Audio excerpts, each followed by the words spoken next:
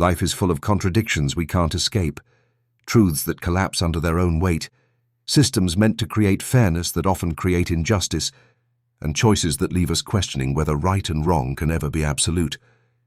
These are the paradoxes that shape our world, from power and morality to identity and justice. In this video, we'll uncover the hidden truths behind them, truths that will change the way you see reality itself. If you're ready to challenge your mind, make sure to subscribe, hit the like button, and drop your thoughts in the comments, because every paradox has more than one answer, and your voice completes the conversation. Omnipotence Paradox. Imagine standing at the edge of a vast canyon, its depth so endless it feels like the earth itself is trying to swallow your thoughts. The air is heavy, vibrating with tension, as you stare into one of the oldest and most mind-bending questions of philosophy. Can an all-powerful being create a rock so heavy that even they cannot lift it?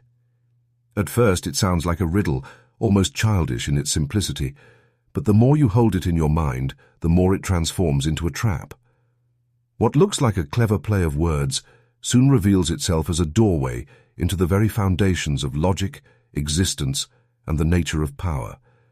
It unsettles you because no matter which side you choose, something breaks. If the being creates the rock and cannot lift it, then they are no longer omnipotent. If they cannot create it in the first place, then their power is not truly unlimited. You realize that omnipotence, which should feel infinite and unshakable, collapses when pressed against its own boundaries. This is the unsettling beauty of paradox. It shows you that even ideas that appear absolute carry within them a hidden fragility. To imagine omnipotence is to imagine infinity itself, a power with no limits, no boundaries, no restrictions. It means the ability to do absolutely anything, to shape worlds from nothing, to bend time, matter, and thought itself. But then comes the whispered contradiction.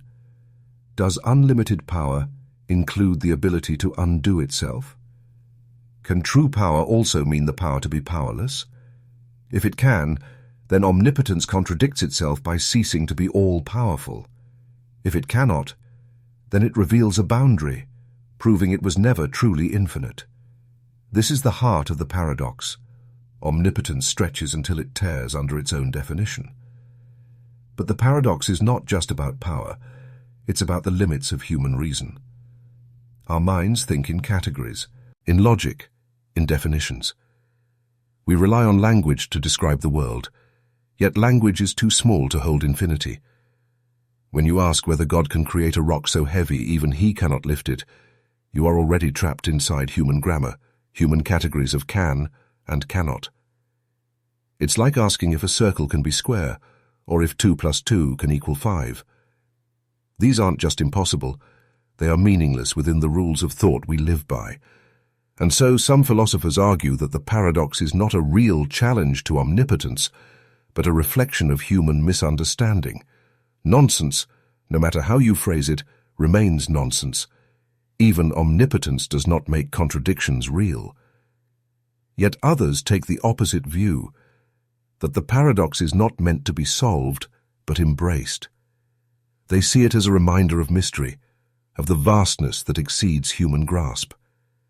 To them, the failure is not in omnipotence, but in our attempt to confine it within the cage of human language. Trying to define divine power through logic is like trying to capture the ocean in a jar. The jar shatters not because the ocean is weak, but because the ocean is too vast. In this way, the paradox becomes less of a problem and more of a mirror, showing us the limits of our own understanding, reminding us that some truths may exist beyond the reach of logic. The implications of this stretch far beyond philosophy classrooms. The omnipotence paradox challenges not only religious ideas, but the way you think about reality itself. If omnipotence must obey logic, then even infinite power is bound by rules greater than itself, rules of reason, structure, and order that even a god cannot break. But if omnipotence transcends logic entirely, then it becomes something we cannot even discuss, because every word, every thought, every attempt to grasp it collapses into contradiction. Which reality feels more comforting? a universe bound, D by order, or one where even order itself is optional. Thinkers throughout history have wrestled with this. Some theologians redefine omnipotence as the ability to do all things that are possible, rather than all things, full stop.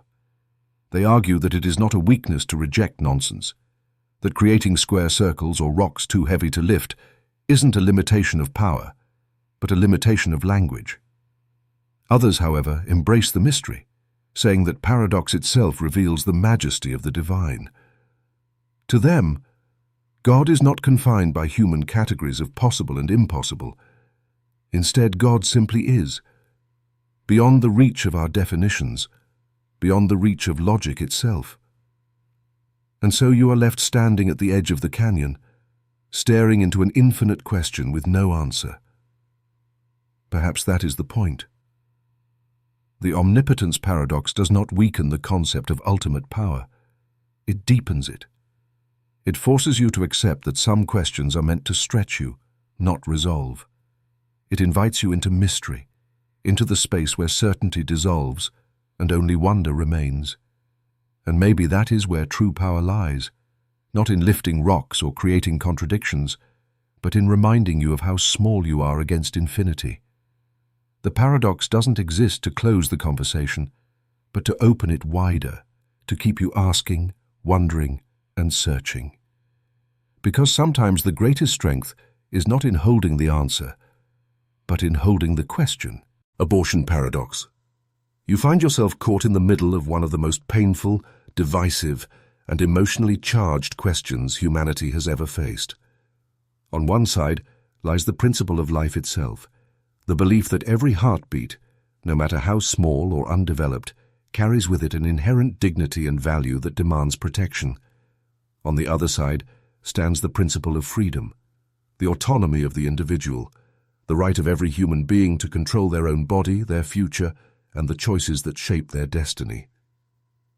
Between these two forces lies the abortion paradox, a clash of values so deeply rooted in human morality that neither side can yield without feeling as though it has betrayed something sacred. At the core of this paradox is a haunting question. When does life truly begin, and who has the right to decide its fate? To those who see life as beginning at conception, the answer feels clear and unshakable. The unborn child is not a potential life, but a life with potential, a being with rights, however small, that must be protected at all costs. From this perspective, abortion is not simply a medical procedure. It is the ending of a human life, a moral violation that society has a duty to prevent. Supporters of this view argue that even when the circumstances are painful, even when continuing the pregnancy is difficult, life itself is too precious to be dismissed. To allow abortion, they say, is to erode the foundation of human dignity itself. But then you turn the lens, and the picture changes entirely. Those who defend the right to choose do not see this debate as abstract or detached. For them, it is deeply personal. It is about the living, breathing woman who must carry the weight of pregnancy, endure its risks, and live with its consequences.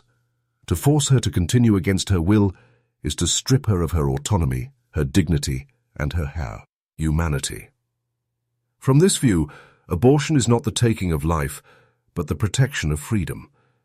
It is an act of self-determination in a world that too often tries to dictate what women should do with their bodies. And so the paradox sharpens. How do you reconcile the sanctity of life with the sanctity of choice, when each side sees itself as defending the very essence of morality? The abortion paradox exposes the limits of absolute principles. If life is sacred, then how do you account for the suffering of a woman forced into a decision she did not choose, perhaps through violence, poverty, or circumstance? If autonomy is sacred, then how do you account for the life growing within her, a being with the potential to one day breathe, love, and live? Both values, life and freedom, seem undeniable on their own, yet when placed side by side they collide in ways that feel impossible to reconcile. The result is not just a philosophical debate, but a moral storm that tears through societies, families, and even the hearts of individuals. History shows just how deep this paradox runs. Across cultures and centuries, the debate has never been settled.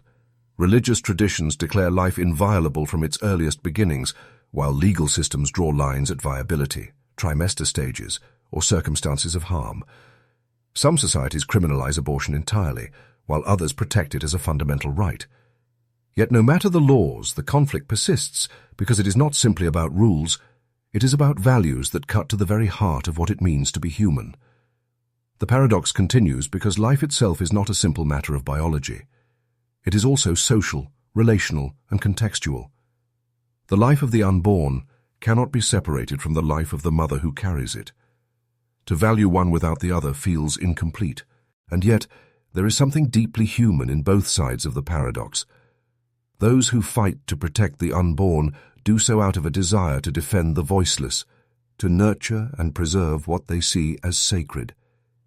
Those who fight for choice do so out of a desire to protect freedom, dignity, and self-determination. Values equally sacred in their eyes. What unites them, though they may not see it, is love. Love for life, love for freedom, love for what they believe makes humanity worth defending. The tragedy is that this shared love manifests in opposition, each side convinced the other is blind to morality. Perhaps the most difficult truth of the abortion paradox is that no resolution feels complete. Every decision, every law, every moral stance leaves something unfinished. To prioritize life risks sacrificing autonomy. To prioritize autonomy risks sacrificing life. The paradox persists not because humanity has failed to solve it, but because it reflects the complexity of existence itself. Life is messy. Morality is messy, and some questions are too deeply woven into the human condition to be answered with certainty. Maybe that is the lesson. The abortion paradox is not there to be solved, but to remind you of the humility required when confronting human values. It asks you not to leap to easy answers, but to sit with the tension, to recognize the depth of both perspectives, and to resist the temptation to simplify what is inherently complex. It reveals that true moral reasoning is not about choosing one absolute over another, but about grappling honestly with the contradictions, acknowledging the pain on both sides, and searching for compassion even in disagreement. In the end, the abortion paradox may never give us a final answer, but perhaps its true purpose is not resolution, but reflection.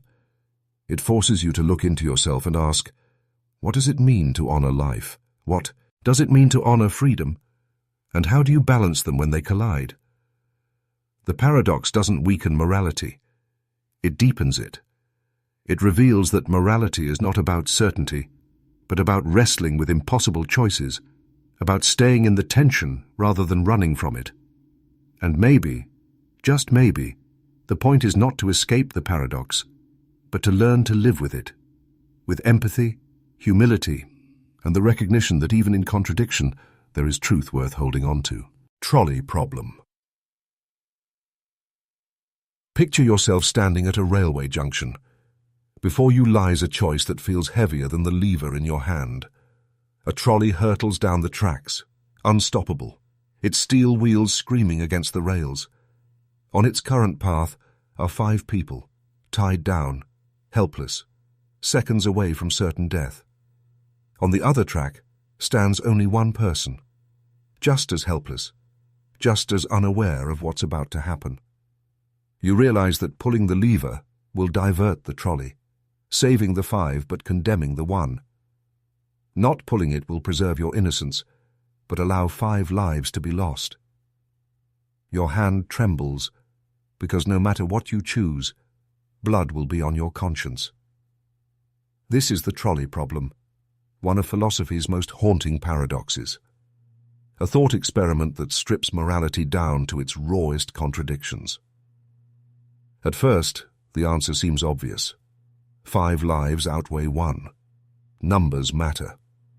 Utilitarian logic tells you that the morally correct choice is to sacrifice the few to save the many. Better to endure 1 tragedy than 5. Yet the simplicity collapses as soon as you feel the weight of the lever in your hands. It is no longer abstract. By pulling the lever, you are choosing to kill someone, deliberately, with intention. You are not just an observer, you are complicit. And suddenly another moral instinct rises within you. The voice of deontology, the belief that some actions are wrong no matter the outcome. From this perspective, actively causing the death of one innocent person cannot be justified, even if it saves more lives. Your heart and your mind pull you in opposite directions, and you realize that morality is not a clean equation, but a battlefield of conflicting principles. But the paradox deepens when the scenario shifts. What if the one person on the other track is your sibling, your closest friend, your lover? Now it is not just numb.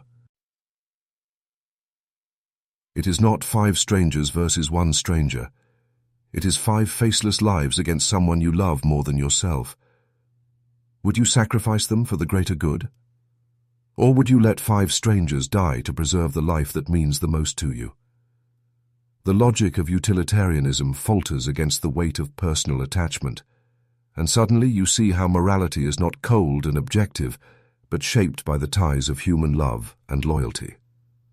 What once felt like a mathematical equation becomes a storm of emotions that no philosophy can untangle. The trolley problem also raises the question of responsibility. If you do nothing, the trolley continues on its path and 5 people die. You might tell yourself that their deaths were not your fault, that you simply stood by while fate ran its course. But is inaction truly innocent? Or is refusing to act still a choice, one that condemns 5 instead of 1? If you act, you become the cause of 1 death. If you don't act, you allow 5. Both decisions leave guilt, both leave blood. And perhaps that is the cruelest part of the paradox. There is no path that leaves you blameless. No matter what you choose, you must carry the burden of loss. This thought experiment may feel theoretical, but in truth, the trolley problem exists everywhere in life. Doctors face it when they must decide how to allocate limited organs or resources. Who gets the transplant? The patient with a slim chance of survival, or the 5 who could live long lives if given the chance? Policymakers face it when they must weigh sacrificing a small community to save an entire city from a natural disaster. Soldiers face it when they must decide between risking civilian lives or protecting their comrades. The world is full of trolley problems disguised as real-world dilemmas, and every choice comes with its own moral shadow. The paradox also forces us to ask, can we really reduce life to numbers? 5 versus 1 seems straightforward, but is it truly fair to weigh lives against each other as if they were commodities? Every person is not just a number but a universe, a story of love, memories, dreams, and potential futures. Who are we to decide that 5 futures outweigh 1? What if that one person was destined to change the world in ways the 5 never could? Numbers bring clarity, but they erase individuality, and the trolley problem pushes us to see the cold cruelty of reducing life to statistics. Philosophers have debated this paradox for centuries, not to solve it, but to reveal the cracks in our moral reasoning. Utilitarians argue that morality is about maximizing outcomes, that letting more die to save one is a betrayal of reason. Deontologists insist that morality is about principles, that some acts, like intentionally killing the innocent, are wrong regardless of consequences. Both arguments are powerful, both feel right, yet both contradict each other, leaving us in a place of moral vertigo where no answer feels secure. And perhaps that is the real lesson of the trolley problem. Morality is not black and white. It is grey, uncertain, and filled with impossible choices. Life rarely offers us clean decisions. More often it forces us to choose between different kinds of harm, different shades of guilt. The trolley problem strips away comfort and exposes the truth, that every moral choice carries a cost, and sometimes there is no perfect answer, only trade-offs that leave scars. So where does that leave you?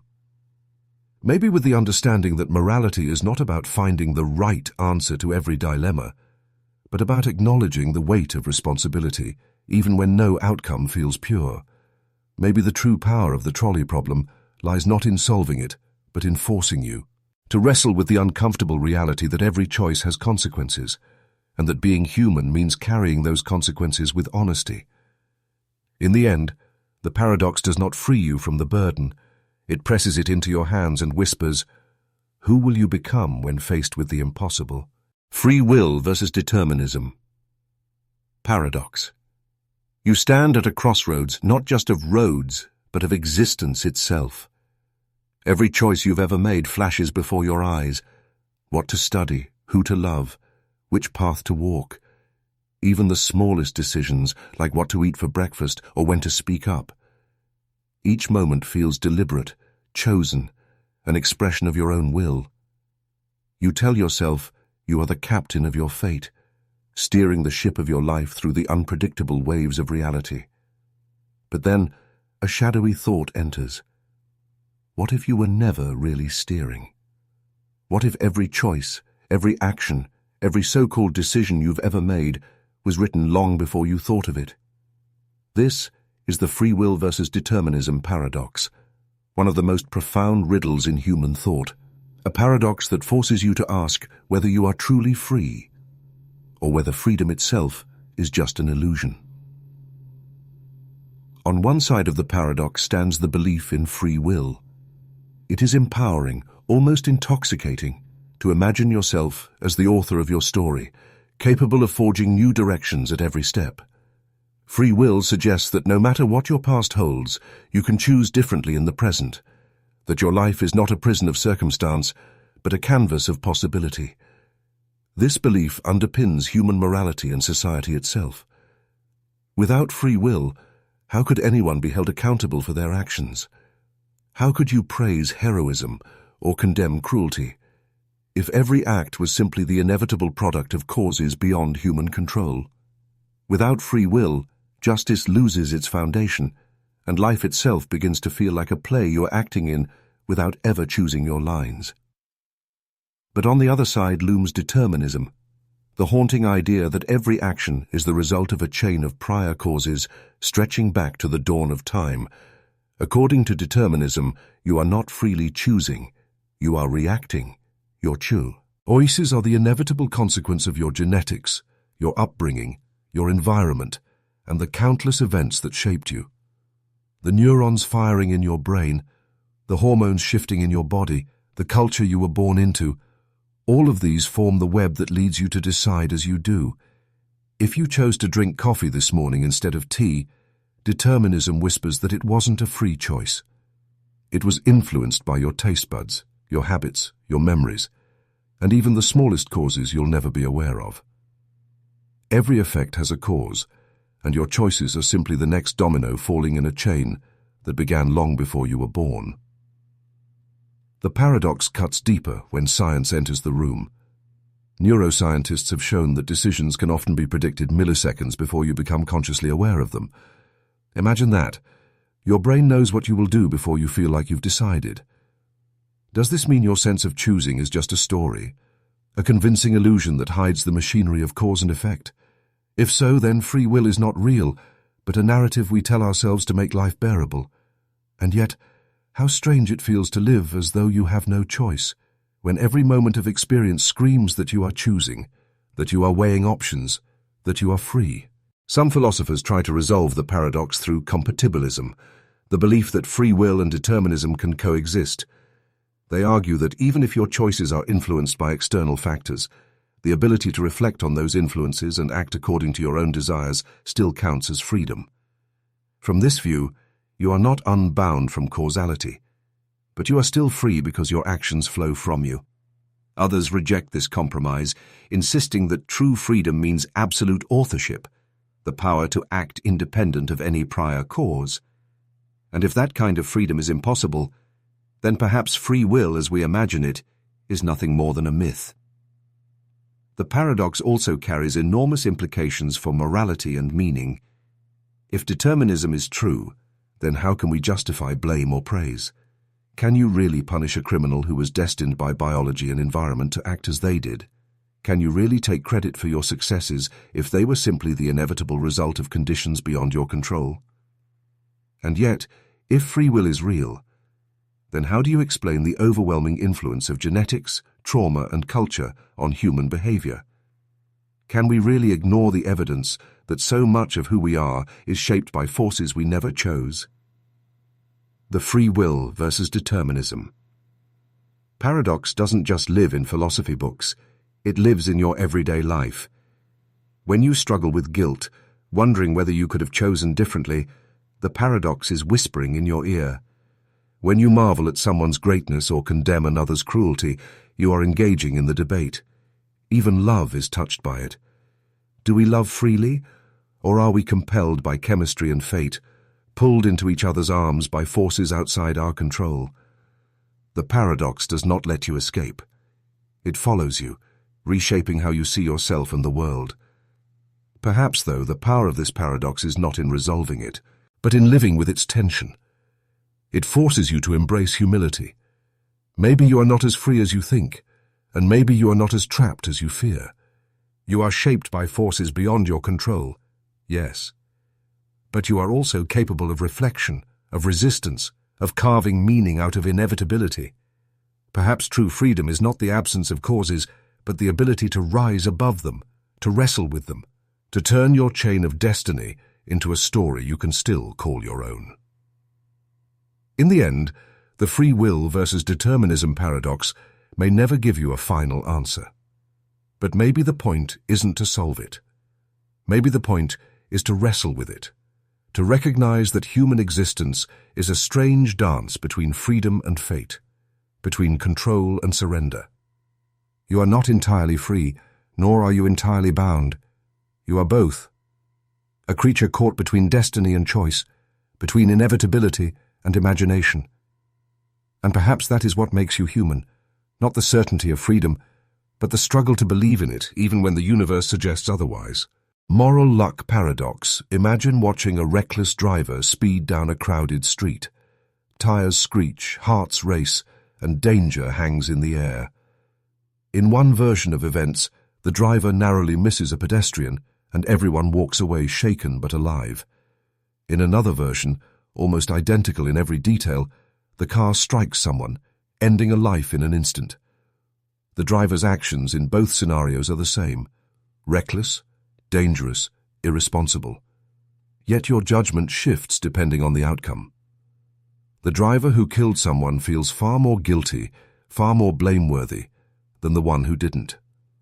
But how is that possible, when the intent, the decision, and the recklessness were identical? This unsettling contradiction is the moral luck paradox, a challenge to the very foundations of justice, fairness, and responsibility. At first, morality feels simple. We tell ourselves people should be judged by their intentions, their choices, their effort, the things within their control. That seems fair. If two surgeons perform the same risky operation with equal skill, equal care, and equal devotion, then surely they are equally moral. And yet, if one patient survives while the other dies, our instinct is to praise one surgeon more and question the other, even though luck, not skill, determined the outcome. This is where the paradox reveals its grip. Outcomes shaped by chance, by timing, by forces outside anyone's control, end up shaping our moral judgments anyway. Consider the driver again. If the pedestrian happened to stay home that day, the reckless act would have gone unnoticed, forgotten, unpunished. But if the pedestrian was there, fate collides with action, and suddenly the driver becomes a criminal defined by tragedy. The difference between walking away and facing a lifetime of guilt is not the driver's choice, but luck, the unpredictable circumstances of where someone had penned to be at that moment. The paradox forces you to ask, is it fair to hold someone accountable for things they could not predict or control? Or is morality itself bound to outcomes, no matter how random they may be? Philosophers have wrestled with this paradox for centuries, and the debate splits in painful directions.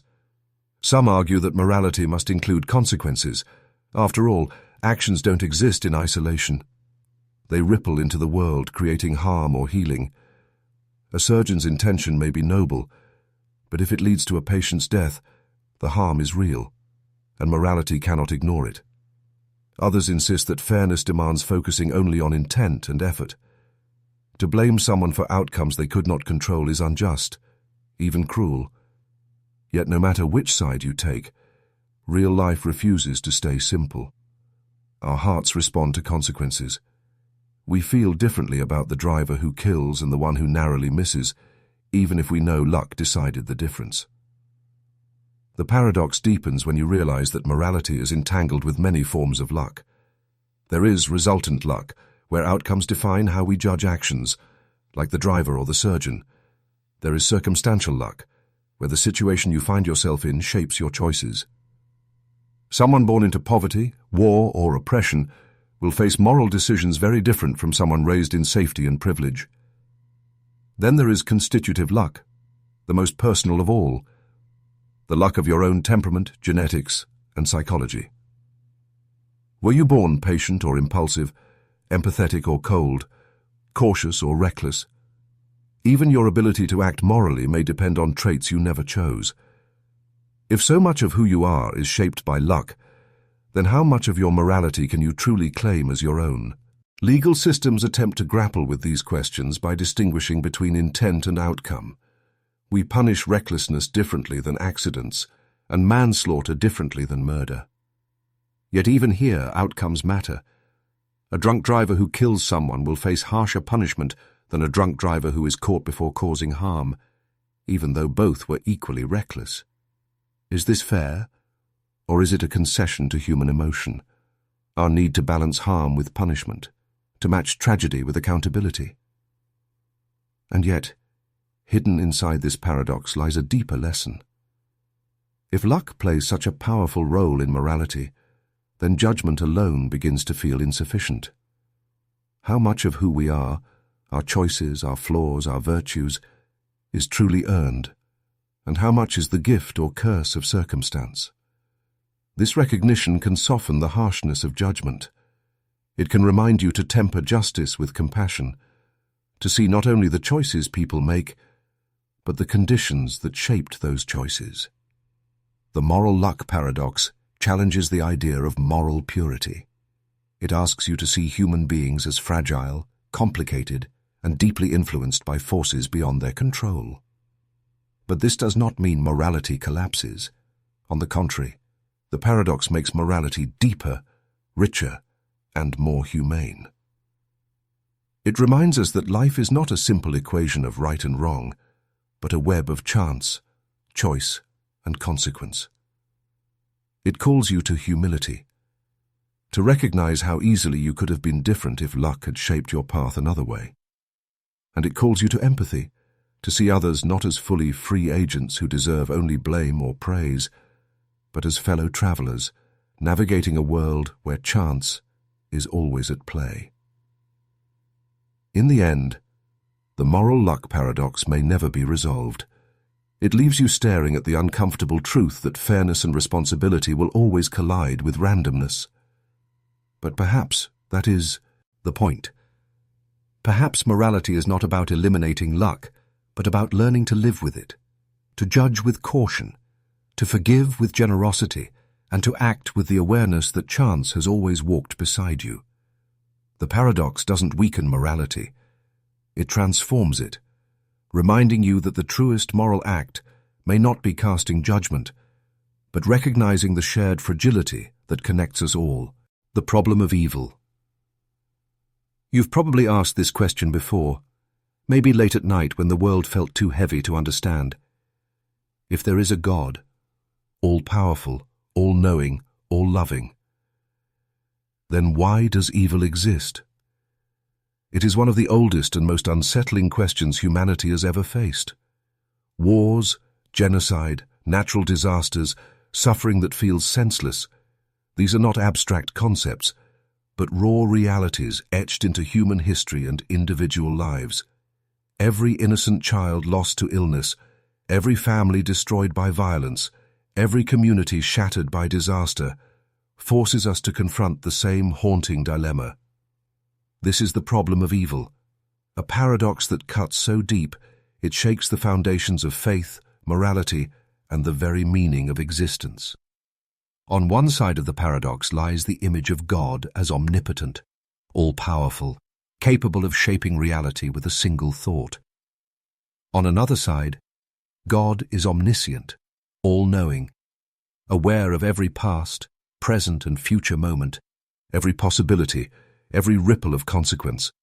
And finally, God is described as omnibenevolent, perfectly good, infinitely loving, desiring only what is best for his creation. Yet when these three qualities are placed together against the backdrop of human suffering, a contradiction erupts. If God is all-powerful, he could stop evil. If God is all-knowing, he foresaw it. If God is all-loving, he would want to prevent it. And yet, evil exists. Pain exists. Suffering exists. The paradox stares at us with a silence that feels unbearable. For centuries, theologians and philosophers have wrestled with this paradox, offering explanations that try to reconcile the irreconcilable. Some argue that evil exists to preserve free will. Without the freedom to choose, goodness would be meaningless, a program running without choice, a puppet dancing without strings to resist. Evil, then, is the price of freedom, a necessary possibility in a world where love and goodness must be chosen rather than forced. But this solution falters when faced with suffering caused not by human choice but by nature itself. Earthquakes, plagues, cancers, storms that swallow lives without mercy. If free will explains moral evil, what explains natural evil? Is it enough to say these too are part of a larger design, when those designs often feel indistinguishable from cruelty? Others claim that evil serves a purpose beyond our comprehension, that suffering refines the soul, strengthens character, or prepares us for a higher existence. No pain, no growth, they suggest. But this answer, while comforting in some moments, falters in others. Could an all-powerful God not create a world where growth is possible without such devastation? Do the lessons of strength justify the horrors of genocide, or the suffering of a child who never lives long enough to learn from it? The paradox grows heavier the longer you stare at it, until every explanation feels like a fragile shield against the immensity of pain. There are those who take the darker path, concluding that perhaps the existence of evil proves the non-existence of God, or at least the non-existence of a God who is all-powerful, all-knowing, and all-loving at once. Maybe God is not powerful enough to stop evil. Maybe God does not know everything. Or maybe, the most painful thought of all, maybe God is not good. But such conclusions feel just as unsatisfying, because they strip the world of meaning and leave suffering as nothing more than random cruelty. The paradox remains, because neither faith nor disbelief fully erases the haunting question, why? And yet, the problem of evil is not only philosophical, it is deeply personal. It is the mother crying out in a hospital waiting room. It is the soldier watching friends fall in battle. It is the survivor of tragedy asking what purpose their pain could possibly serve. The paradox lives not in abstract arguments, but in the very marrow of human experience. And here, explanations often fail. No tidy logic can soothe grief. No intellectual answer can erase scars. The paradox becomes less about solving and more about surviving, about how we live in a world where pain is undeniable and goodness often feels absent. Some find meaning in resistance, believing that the existence of evil calls us not to despair, but to action. If suffering exists, then our role is to fight it, to bring light where there is darkness, compassion where there is cruelty, hope where there is despair. In this view, the paradox is not proof against God, but a challenge to humanity. Others find meaning in mystery, embracing the possibility that our limited minds cannot grasp the full picture, that what feels cruel in the moment may, in ways we cannot yet see, be part of something larger, even if we never understand it. But perhaps the paradox is not meant to be solved at all. Perhaps its purpose is to remind us of the limits of human comprehension, to force us into humility in the face of infinite complexity. Maybe the very fact that evil troubles us so deeply is proof of something profound, that within us exists an instinct for goodness, a longing for justice, a cry for love that will not be silenced. The paradox may reveal less about God and more about us. Our refusal to accept suffering as natural, our hunger for meaning, our desperate desire to believe that life is not random, that pain is not final. The problem of evil does not offer easy answers. It never has, and it never will. It is a wound in philosophy, a crack in theology, a whisper that shadows every belief. Yet it also calls forth the best of humanity: compassion, courage, resilience. It forces us to seek, to question, to refuse complacency. And maybe that is its hidden lesson. Evil exists, but so does the refusal to accept it. Suffering exists, but so does love. Pain exists, but so does the human will to endure, to heal, to rise again. In the end, the problem of evil remains unsolved, an open wound in the heart of thought. But perhaps its purpose is not resolution, but transformation. It doesn't silence faith, it deepens it. It doesn't erase doubt, it sharpens it. And in that tension, between despair and hope, between pain and love, we find the very essence of what it means to be human. Creatures caught between suffering and meaning, forever asking questions that have no final answer, yet refusing to stop searching. Euthanasia Paradox. Imagine standing beside the bed of someone you love, watching their body fail while their spirit withers in pain. Machines hum, medications dull but cannot erase their suffering, and every breath seems borrowed against their will. You feel helpless, torn between two unbearable desires, the wish to keep them alive and the wish to end their pain. This is where the Euthanasia Paradox begins, at the intersection of compassion and morality, where the right to live collides with the right to die, and where the very meaning of dignity is pulled into question. At first, the issue feels straightforward. Life is sacred. Every heartbeat carries an immeasurable value, a flame that should not be extinguished by human hands. From this perspective, euthanasia, the deliberate ending of life, even to ease suffering, is seen as a violation of the deepest moral law.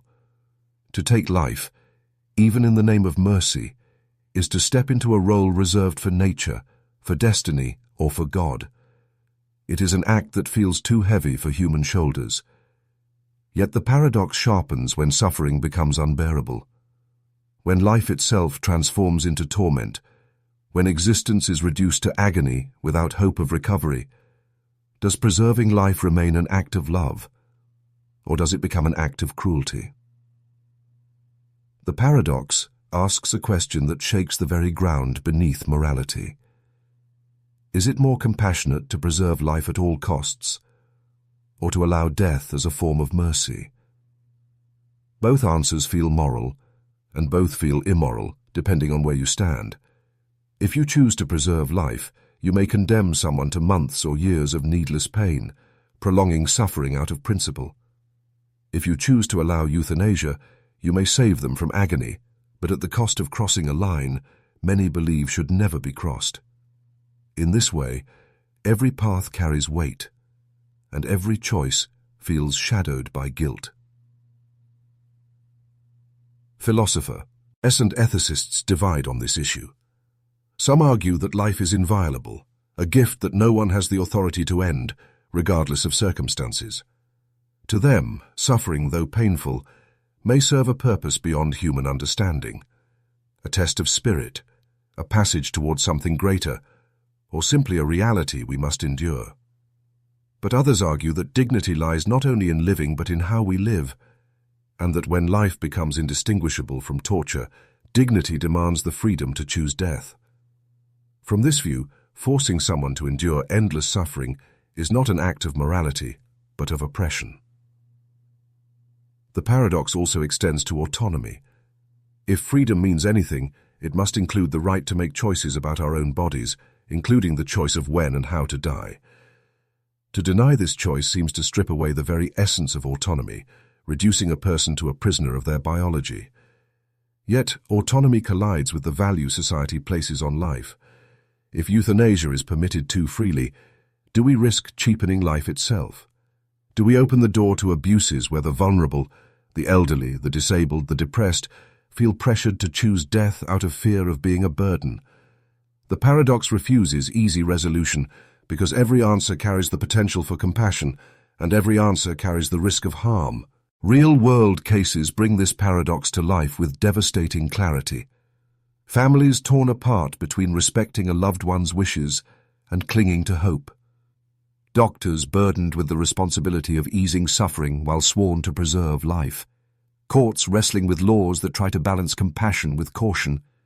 For every story of peace, of someone who chose euthanasia and passed with dignity, surrounded by love, there is a story of fear, of doubt, of uncertainty about whether the decision was truly free or influenced by despair. Each example deepens the paradox rather than dissolves it. And yet, perhaps the power of the euthanasia paradox is that it forces us to confront the complexity of what it means to be human. Life is not simply biological, it is relational, emotional, spiritual. To live is not only to breathe but to experience, to hope, to find meaning. When those elements are stripped away by relentless suffering, what remains? Is it truly life, or is it merely existence? The paradox asks us to redefine what we mean by living, whether it is measured only by duration or also by the quality, dignity, and meaning of those moments. Some find resolution by framing euthanasia not as the ending of life, but as the ending of suffering, a final act of love. Others reject this, believing that love is shown by enduring, by caring, by being present until the very end, no matter how difficult. Neither side is cruel, and neither side is careless. Both are driven by compassion, by a desire to honor life and dignity. And perhaps that is the tragedy of the paradox. It is not a conflict between good and evil, but between two forms of goodness that clash at the edge of life and death. In the end, the euthanasia paradox may remain unsolvable because it reflects the deepest tensions of existence between freedom and sanctity, compassion and principle, autonomy and responsibility. It is a reminder that morality does not always offer clean answers, that some questions live in the space of ambiguity, where certainty is impossible. But perhaps the paradox also calls us to humility and empathy, to listen more deeply, to care more fully, and to recognize that in the face of suffering, judgment must be softened with compassion. Maybe the lesson is this. The paradox cannot tell us what is right, but it can remind us that every life and every end of life deserves to be approached with reverence. That whether we choose to preserve life or allow death, we must do so with love, with care, and with the recognition that in such decisions we are touching something sacred. And perhaps that sacredness is not destroyed by the paradox, but revealed by it. Democracy Paradox. Democracy is often celebrated as the crown jewel of political systems, the embodiment of freedom, equality, and the will of the people. It is built on a simple yet powerful idea, that individuals should have a voice in shaping the rules that govern their lives, and that power should rest not in the hands of a king or dictator, but in the collective decisions of the people themselves. On the surface, it seems flawless, the answer to tyranny and oppression. But look closer, and you begin to see cracks in its perfection, contradictions that make democracy both a promise and a puzzle. This is the democracy paradox, the strange reality that the very system designed to empower people can sometimes be the same system that undermines itself. At the heart of this paradox lies a simple but troubling question. What happens when the will of the majority destroys the rights of the minority? If democracy means rule by the people, then whatever most people decide must be accepted as legitimate. But what if the majority votes for injustice? What if the people in their collective power decide to silence a group, strip them of rights, or even end democracy itself? In such cases, democracy becomes the instrument of its own undoing, sacrificing freedom in the name of freedom and justice in the name of legitimacy. It is the paradox of power turning against itself, leaving us to ask whether democracy is truly about liberty or simply about numbers. History is filled with examples that expose this tension. Democratically elected leaders have used the very system that empowered them to dismantle freedoms, consolidate authority, and oppress minorities. In some societies, populist movements rise by feeding anger and fear, gaining votes not by promoting justice but by exploiting division. Democracy gives them power, and once they have it, they use that power to weaken the very foundations of democracy itself. The paradox becomes clear. Democracy can create the conditions for tyranny, and tyranny can wear the mask of democratic choice. But the paradox doesn't stop there. Democracy promises equality, yet it thrives on inequality of influence. Not all voices are heard equally.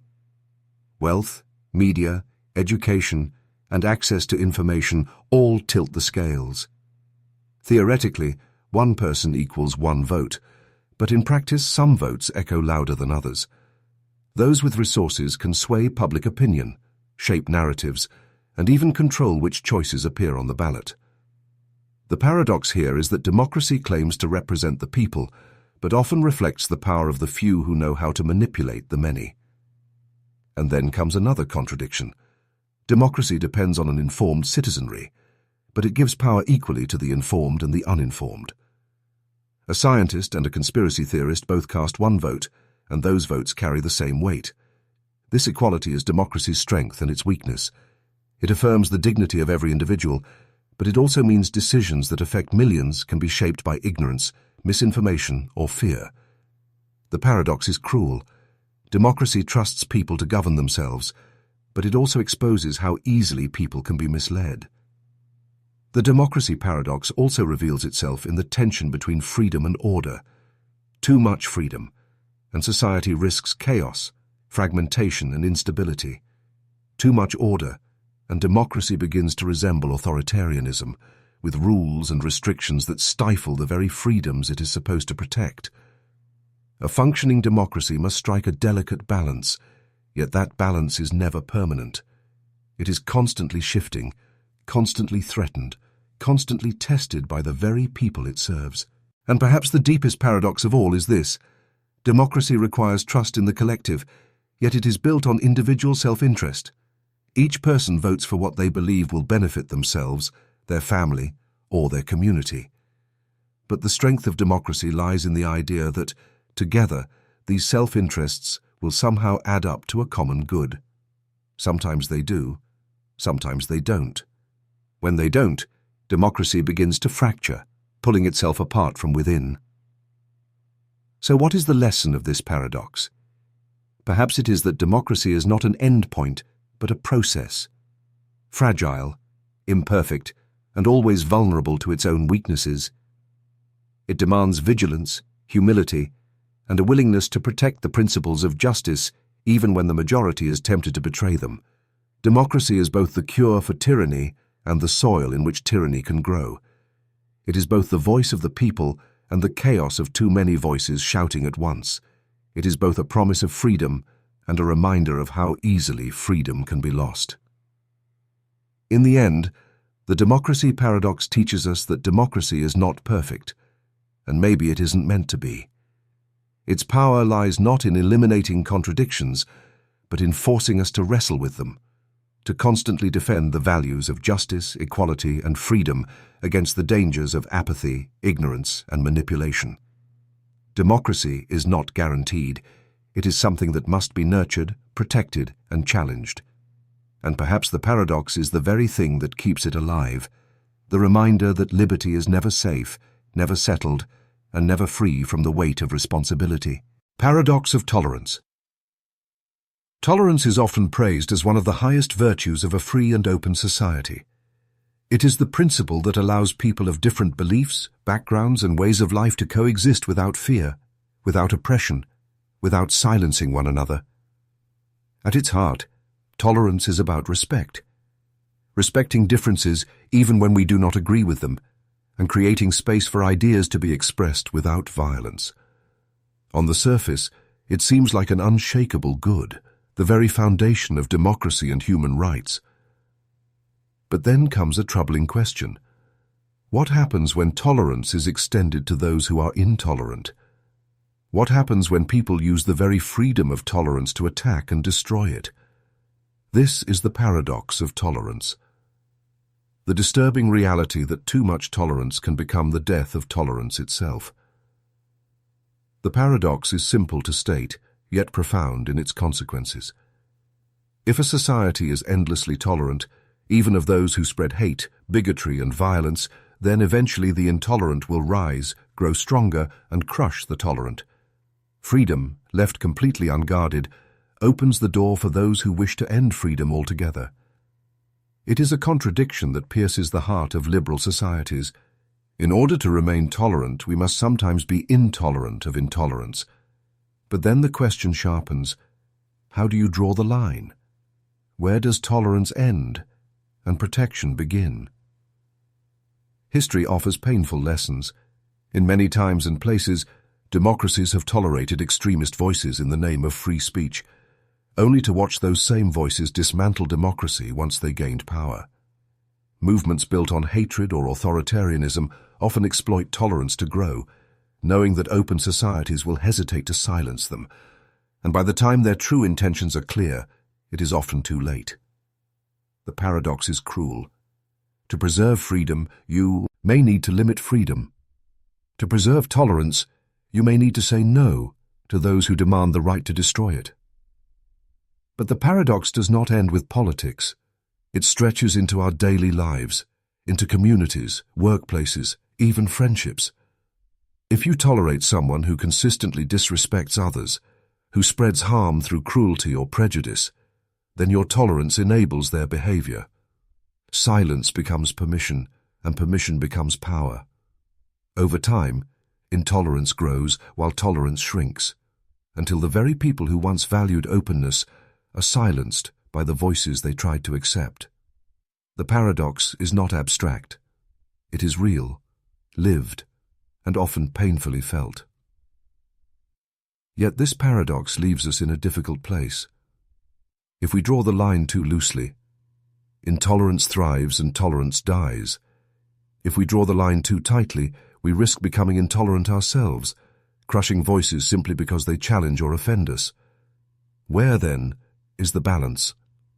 The paradox of tolerance forces us to wrestle with this tension. The need to protect freedom without becoming oppressors. The need to stand against hate without silencing every difference. It is a razor's edge, and societies must walk it carefully. Philosopher Karl Popper, who first articulated this paradox, argued that we should claim the right not to tolerate the intolerant, especially when their intolerance leads to violence or the silencing of others. Tolerance, in his view, must never extend to those who would use it to destroy the very principle itself. This does not mean silencing every unpopular opinion, nor does it mean crushing every idea that offends us. It means recognizing that some voices seek not dialogue, but domination, and those voices cannot be allowed to thrive unchecked. The paradox of tolerance reveals something profound about freedom itself. Freedom is not absolute. It is always fragile, always vulnerable, always requiring protection. Tolerance is not weakness, but neither is it passive. To truly value openness, we must sometimes defend it fiercely, even if that defense feels like contradiction. It is not enough to say all ideas are welcome. We must ask what those ideas do, what they build or destroy. Because not all ideas coexist peacefully. Some seek to silence, enslave, and erase others. In the end, the paradox of tolerance teaches us that tolerance is not simply about acceptance, but about responsibility. It demands that we recognize when openness is being abused, when freedom is being weaponized against itself. It demands courage, the courage to say enough when tolerance becomes the tool of oppression. And perhaps this is the truest form of tolerance, not the endless acceptance of everything, but the wise defense of the conditions that make acceptance possible at all. So the next time you think of tolerance, do not imagine it as a soft, endless openness. Imagine it instead as a strong but fragile flame, one that must be protected from the winds of hatred. Protect it too loosely, and it will be extinguished. Protect it too tightly, and it will smother. The paradox is real, and it offers no easy solution. But it reminds us of a truth we cannot escape. Tolerance is not passive. It is active, vigilant, and sometimes, paradoxically, it must say no in order to say yes. Double-edged sword of technology paradox. Technology is often celebrated as humanity's greatest achievement, the tool that lifts us out of darkness, that cures disease, connects nations, and allows us to explore the mysteries of the universe. From the wheel to the internet, from fire to artificial intelligence, every leap forward has carried the promise of progress. And yet, with each new invention, another shadow appears. The very tools that empower us can also endanger us. The same discoveries that save lives can also destroy them. This is the double-edged sword of technology paradox, the strange truth that every technological gift carries within it the seed of its own curse. On one edge of the sword lies progress, convenience, and hope. Medicine eradicates deadly diseases, satellites bring us closer together, machines lighten the burden of labor, and knowledge flows across digital highways at the speed of thought. These achievements feel miraculous, proof that human ingenuity can shape the world for the better. But turn the blade, and the same forces reveal a darker side. The medicine that heals can be misused to harm. The satellites that connect can also spy. The machines that ease labor can take away jobs. The internet that spreads knowledge can also spread lies. The paradox is clear. The more powerful technology becomes, the greater both its potential for good and its potential for harm. Consider electricity. It lights our homes, powers our hospitals, and fuels our cities. Without it, modern life would collapse into chaos. Yet electricity also powers weapons, tools of war, and devices of surveillance. The same current that keeps a child warm at night can be harnessed to destroy entire nations.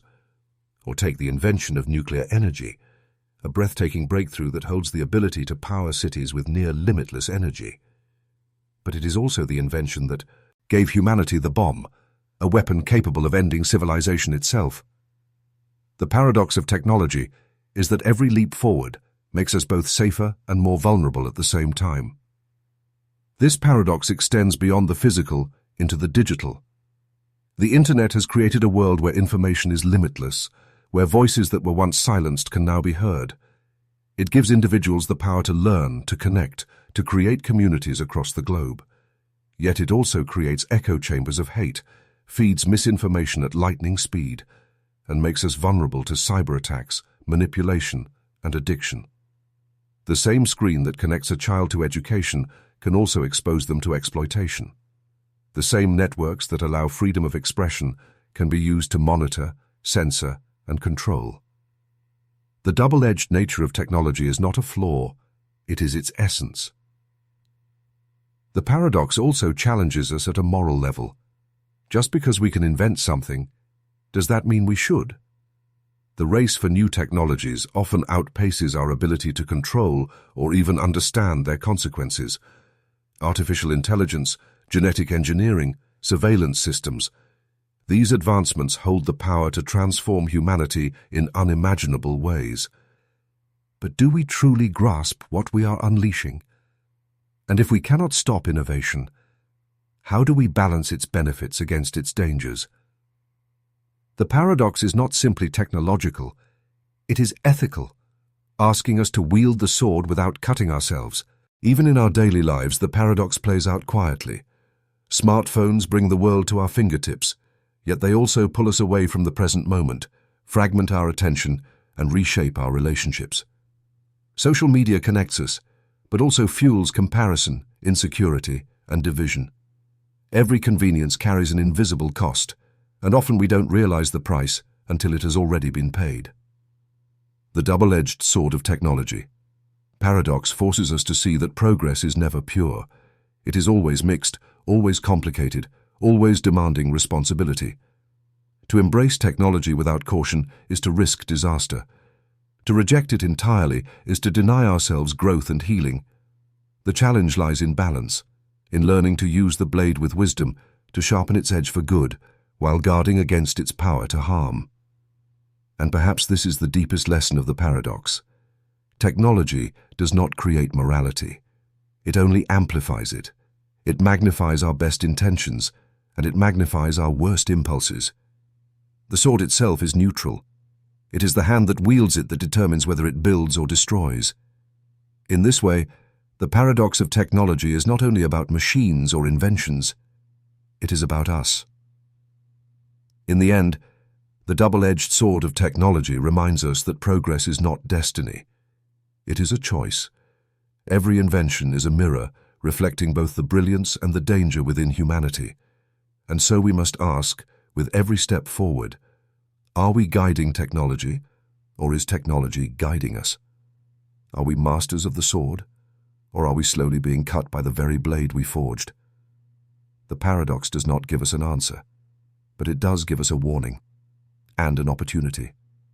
An opportunity to hold the sword wisely, to wield it not recklessly but with vision, humility and care. Gender Equality Paradox.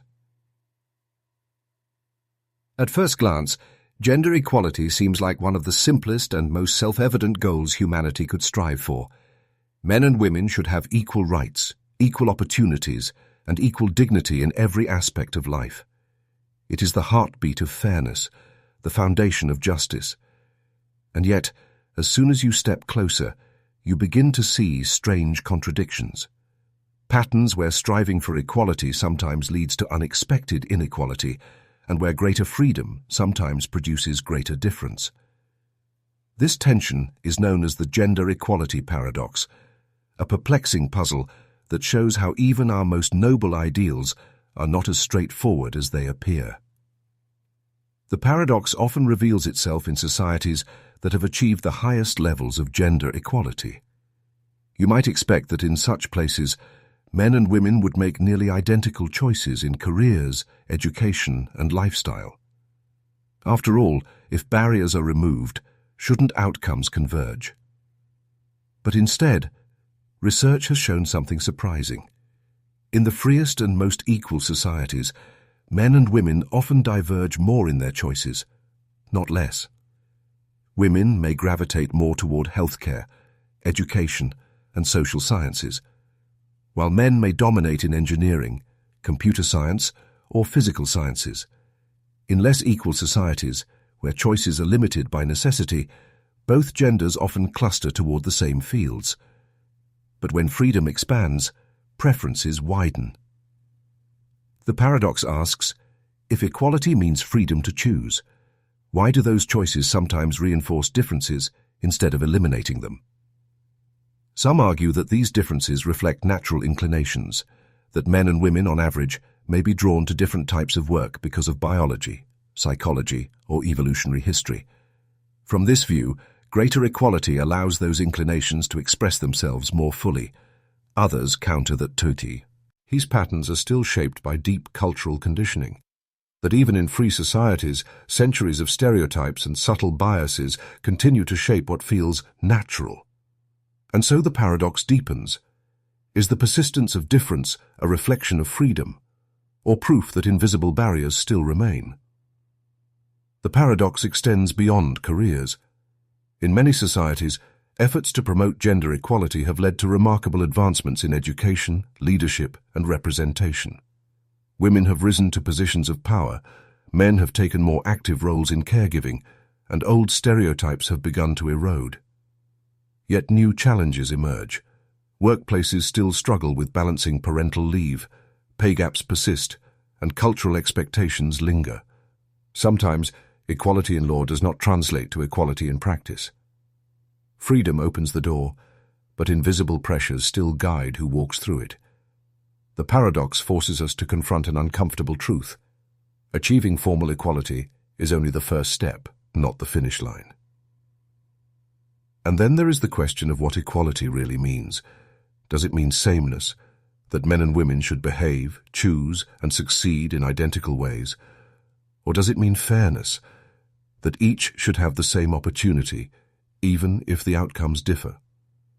If women freely choose different careers, does that undermine equality, or is it the very proof of it? If men and women end up unequal in representation, is that a failure of fairness or a reflection of choice? The paradox doesn't give easy answers, because both sameness and difference can be interpreted as signs of equality, depending on how you define it. The gender equality paradox also stretches into culture and relationships. As roles shift, some people feel liberated, while others feel destabilized. Traditional expectations, men as providers, women as caregivers, are being challenged and reshaped. For some, this creates harmony and partnership. For others, it creates confusion, tension, and resistance. The paradox reminds us that progress is not just about laws or policies, but about identity, meaning, and the delicate balance of human connection. And then comes the global dimension.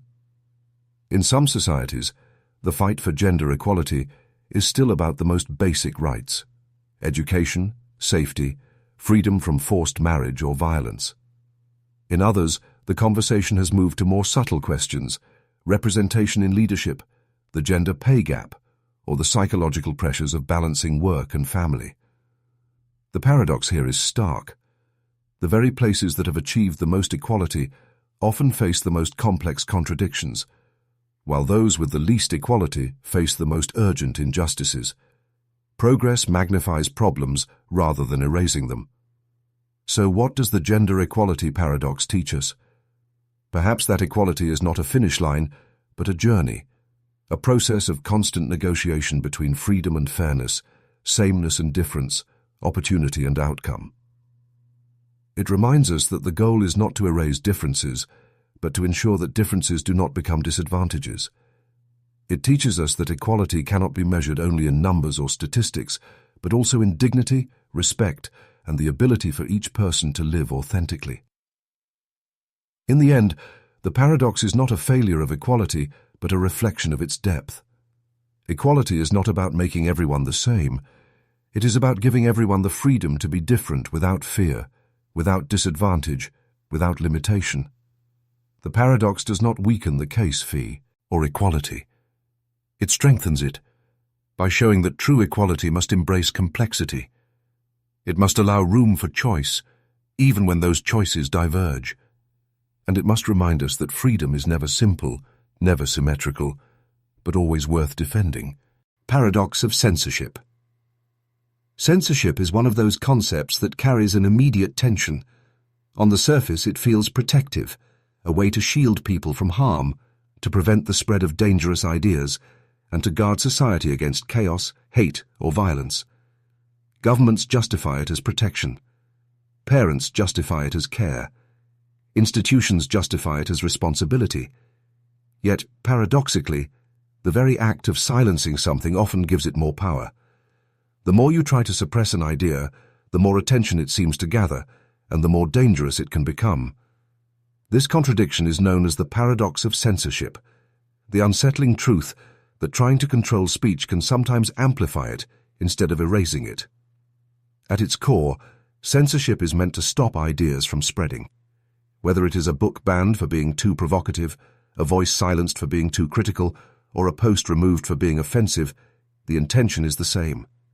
Remove the content, and the danger disappears. But history shows us that suppression rarely kills ideas. In fact, it often immortalizes them. A book that is banned becomes more intriguing. A political dissident silenced by force often gains a larger following. A video removed from a platform can resurface in dozens of places, shared more widely than before.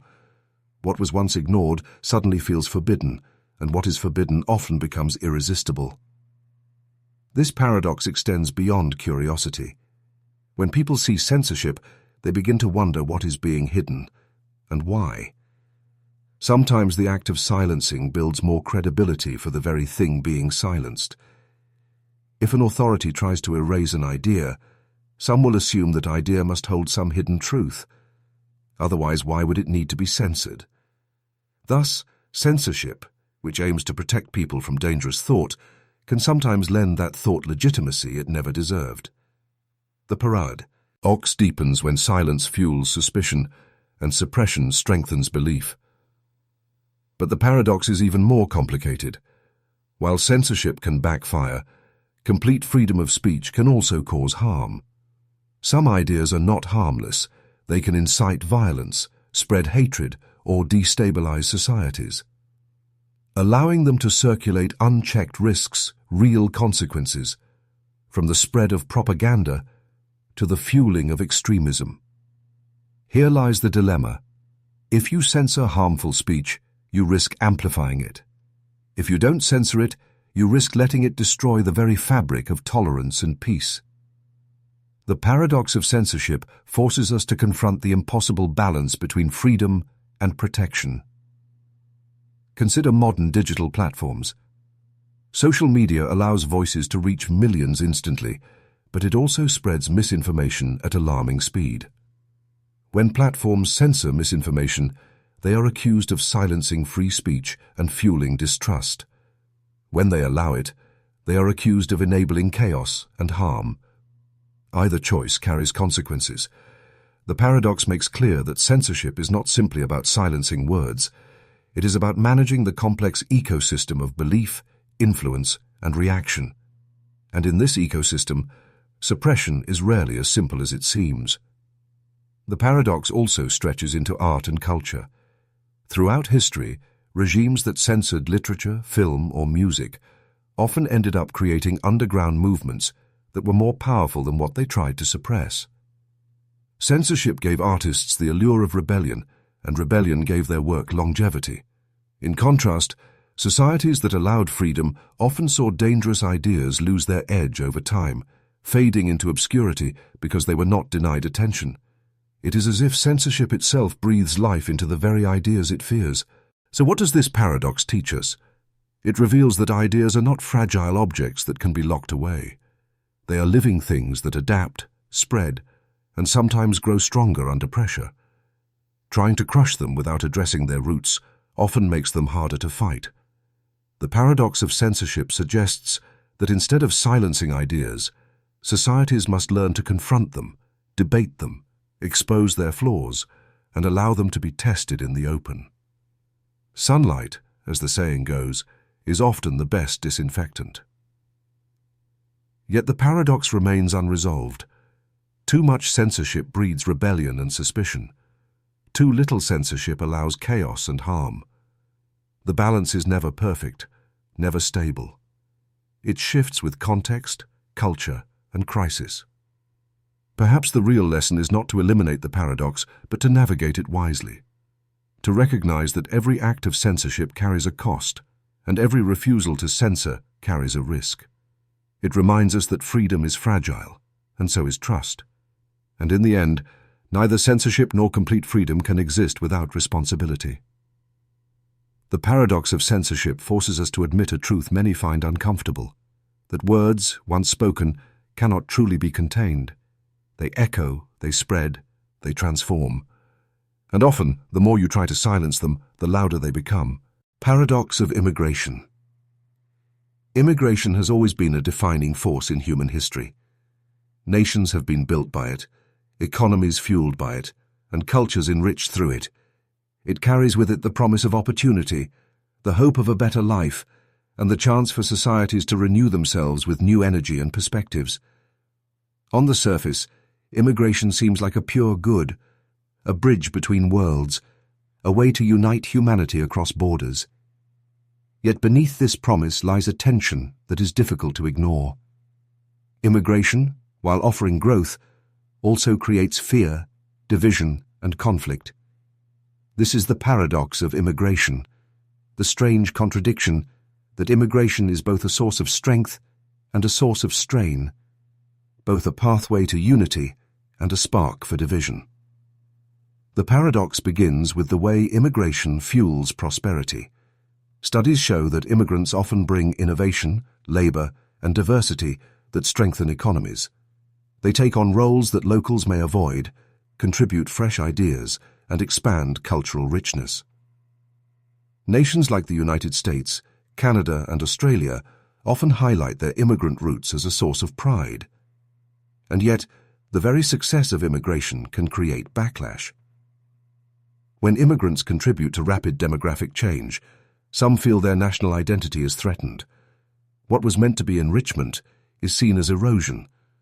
What was meant to strengthen unity becomes a source of division. The paradox is that the very thing that builds a society can also make it feel as though it is unraveling. This contradiction deepens when resources enter the equation. On one hand, immigrants boost economies, but on the other, they are often blamed for straining public systems, from healthcare to education to housing. In times of abundance, societies tend to embrace immigration more easily, but in times of scarcity or crisis, immigrants are often scapegoat. Additional jobs lost to automation or economic downturns are blamed on foreigners.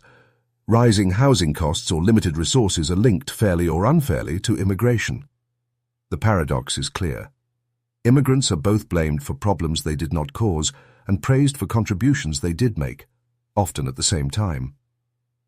The paradox also lives in cultural identity. Immigration brings diversity, new languages, traditions, cuisines, and perspectives that enrich a nation's character. Yet, too much change too quickly can feel destabilizing to those who fear the loss of their traditions. Some argue that assimilation should be the goal, that immigrants must adapt fully to the culture of their new home. Others argue that true equality means preserving identity, allowing immigrants to contribute without erasing where they came from. The paradox becomes sharper here. How do societies celebrate diversity while also preserving a sense of shared identity? Too much focus on assimilation risks erasing difference. Too much focus on diversity risks fragmenting unity. Another aspect of the paradox lies in morality. Many nations are built on principles of compassion, human rights, and opportunity. Yet when faced with waves of migrants fleeing war, poverty, or climate disasters, those same nations struggle to balance compassion with self-preservation. Borders are tightened, walls are built, policies harden. Leaders argue that resources must be protected for citizens first, even while humanitarian crises grow outside their borders. The paradox here is moral hypocrisy. Nations that owe their success to immigration often turn their backs on immigrants in need, torn between ideals and self-interest. On a global scale, the paradox grows even larger. Wealthy nations often benefit from the labor of immigrants while simultaneously creating the conditions that drive migration through wars, exploitation, or climate impact. Countries complain about immigration pressures while being deeply intertwined with the very forces that cause them. Immigration is not only a local issue but a global cycle, one that exposes the contradictions of wealth, power, and responsibility. So what can be learned from the paradox of immigration? Perhaps that immigration is not a problem to be solved, but a tension to be managed. A balance between openness and security, diversity and unity, compassion and responsibility. It reveals that fear of immigration often reflects deeper fears, fears of change, of scarcity, of identity being lost. And at the same time, it shows that without immigration, societies stagnate, close in on themselves, and lose the vitality that difference brings. In the end, the paradox of immigration teaches us that humanity's story has always been one of movement. Borders may divide us, but migration connects us. Immigration will always bring both promise and pressure, both hope and conflict. The challenge is not to eliminate these contradictions, but to navigate them with wisdom, fairness, and compassion. For the paradox is not a flaw. It is the very reflection of what it means to live in a world that is constantly changing, where people are always searching for a better place to belong. Paradox of nationalism. Nationalism is one of the most powerful forces in human history. It has united divided peoples, inspired revolutions, and given entire nations a sense of identity, pride, and belonging. It is the fire that fuels patriotism, the energy that makes people wave flags, sing anthems, and even sacrifice their lives for their country. On the surface, nationalism feels noble. It strengthens unity, creates solidarity, and preserves culture. But beneath its surface lies a dangerous contradiction. The same force that unites can also divide. The same pride that uplifts can also oppress. This is the paradox of nationalism, the reality that the power to unify a people often comes at the cost of excluding, silencing, or even destroying others. The paradox begins with identity. Nationalism tells people you belong to something larger than yourself. It gives them a sense of home, of history, of destiny. But belonging is always defined by boundaries, us versus them. To love one's nation deeply often means to distinguish it from others, to see outsiders as less deserving of loyalty or protection. What begins as pride easily slides into prejudice. What begins as unity easily becomes hostility. The paradox is that nationalism offers belonging through separation. You are included precisely because others are excluded. History makes this paradox painfully clear. Nationalism helped liberate oppressed groups, giving colonized peoples the courage to fight for independence. Yet nationalism has also fueled wars, genocides, and oppression of minorities. The same cry of freedom for our nation has justified the denial of freedom to others. In World War II, extreme nationalism led to some of the darkest chapters of human cruelty. In more recent decades, nationalism has sparked ethnic conflicts, fueled discrimination, and justified authoritarian leaders who silence dissent in the name of protecting the nation. The paradox never disappears. It simply shifts shape with time. The paradox also reveals itself in globalization. In a world more interconnected than ever before, nations are tied together by trade, communication, and shared challenges like climate change. Cooperation is essential. Yet nationalism often resists this cooperation, placing national interests above global responsibility. Leaders invoke nationalism to reject international agreements, arguing that their people come first. And yet the problems of the modern world, pandemics, climate disasters, economic instability, cannot be solved by nations acting alone. Here lies the paradox. Nationalism promises protection, but in a globalized world, isolation can make a nation weaker, not stronger. Even within nations, the paradox runs deep. Nationalism preaches unity, but it often fractures societies along internal lines. Who counts as a true citizen? Whose culture, language, or traditions represent the real nation? Immigrants, minorities, and marginalized groups often find themselves excluded from the very nationalism that claims to unite. In this way, nationalism can create division inside the borders it claims to protect. The paradox is sharp. The ideology that promises unity often produces division. But nationalism is not purely destructive. It can empower people to preserve traditions, defend independence, and resist domination. It can inspire acts of heroism and collective sacrifice. Without nationalism, many nations would not exist at all. The paradox lies not in whether nationalism is good or bad, but in how it is used. It is like fire, capable of warmth and light, but also of devastation. The same passion that drives people to build can drive them to destroy. The paradox also challenges our understanding of loyalty. To love one's country deeply can inspire noble service, but it can also blind people to its flaws. Nationalism often discourages criticism, treating dissent as betrayal. But if you cannot question your nation, can you truly improve it? If love for your country silences truth, does it remain love, or does it become control? The paradox here is that nationalism claims to protect the nation, but uncritical nationalism can weaken it by preventing growth and accountability. So where does that leave us? Perhaps the paradox of nationalism teaches that identity is always double-edged.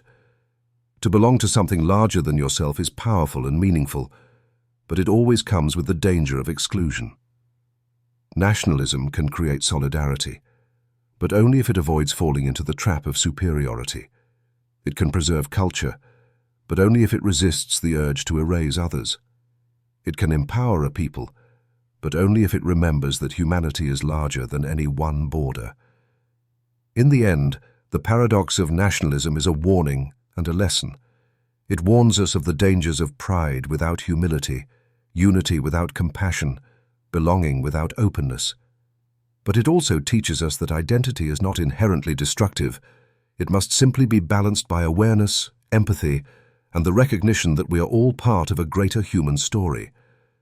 The paradox reminds us that nationalism can make us stronger, but if left unchecked, it can also consume us from within.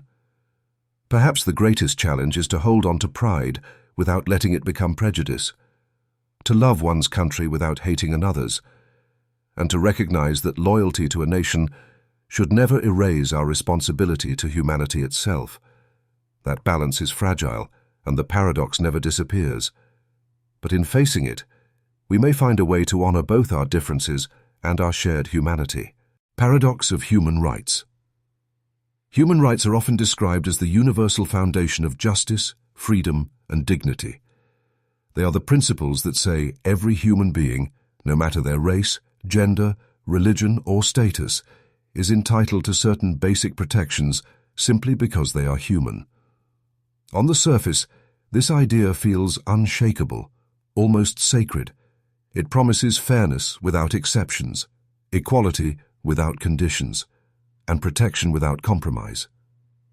But when you look closer, you begin to see tensions hidden beneath the surface. This is the paradox of human rights. The strange reality that rights designed to protect everyone often end up being denied, manipulated, or even weaponized. The paradox begins with universality. Human rights are meant to apply to all people, everywhere. Yet in practice, they are often limited by borders, governments, and power. Nations proudly declare their commitment to human rights, but those same nations frequently violate them in the name of security, order, or national interest. The paradox is sharp. Rights that are supposed to be universal are often enforced selectively. Some groups enjoy them fully, while others are left exposed, abandoned, or forgotten. History offers painful examples. Nations that sign international declarations of human rights often commit violations within their own borders.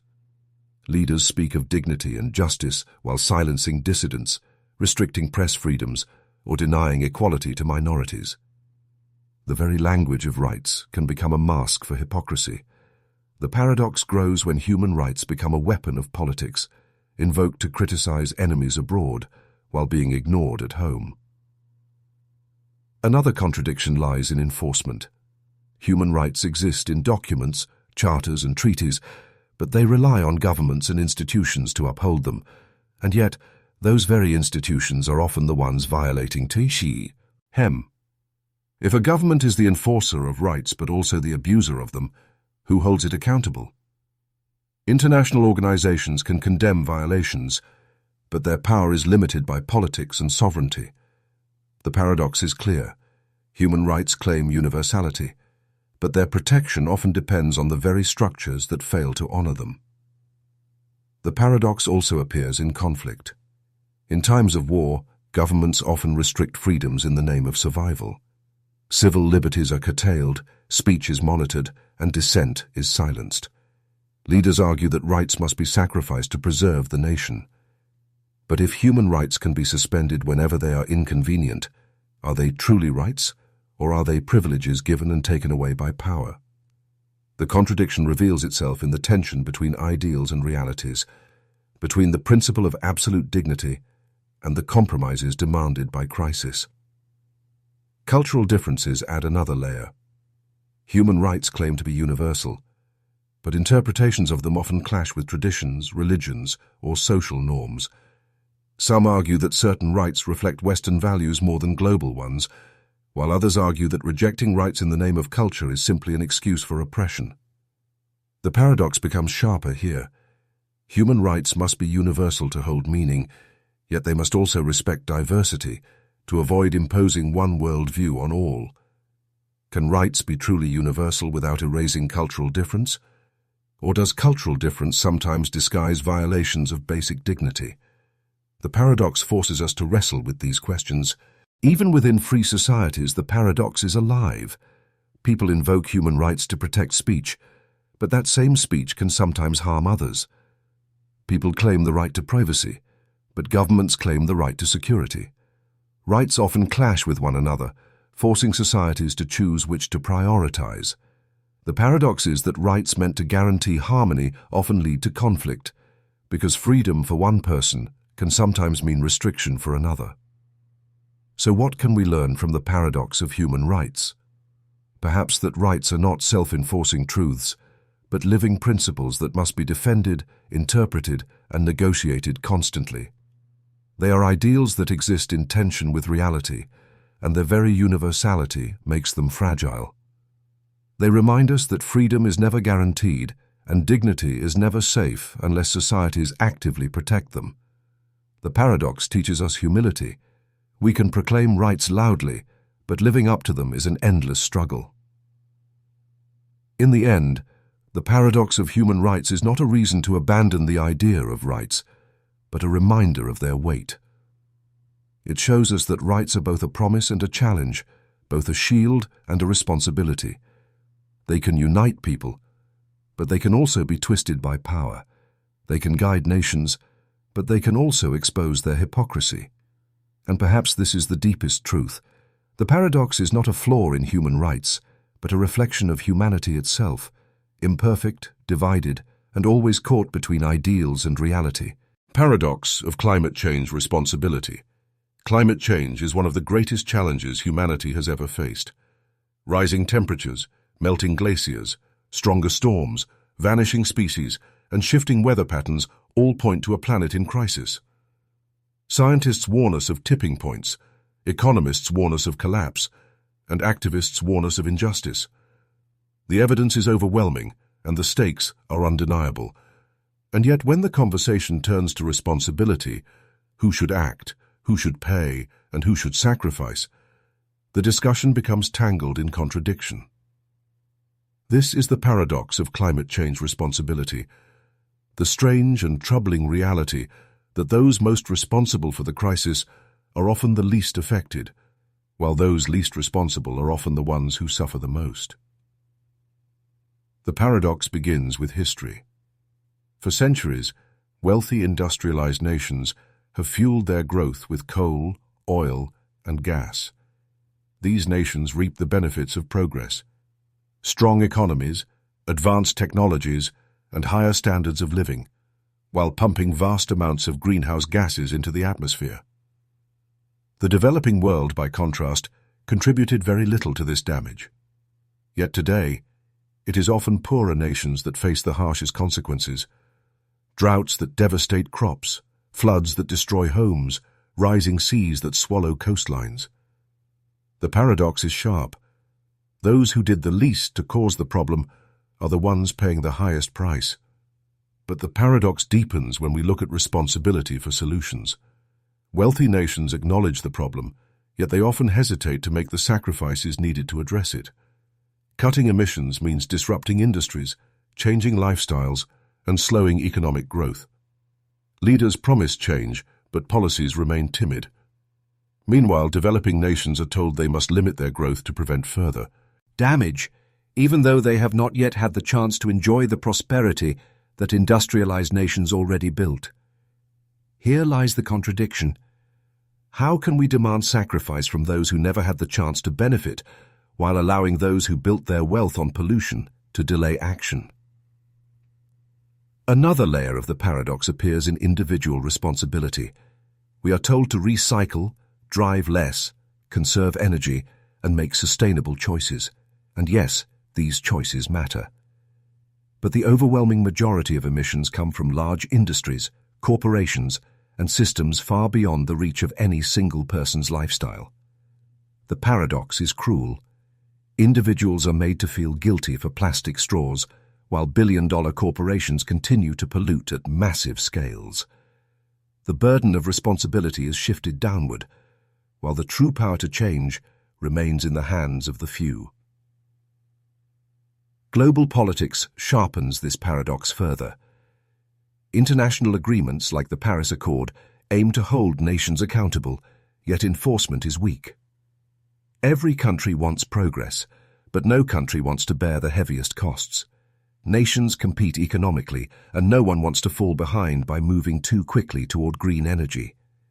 This leads to endless delays, half measures, and broken promises. The paradox is that cooperation is essential, but competition dominates. Each nation acts in self-interest, even though climate change is a threat that respects no borders.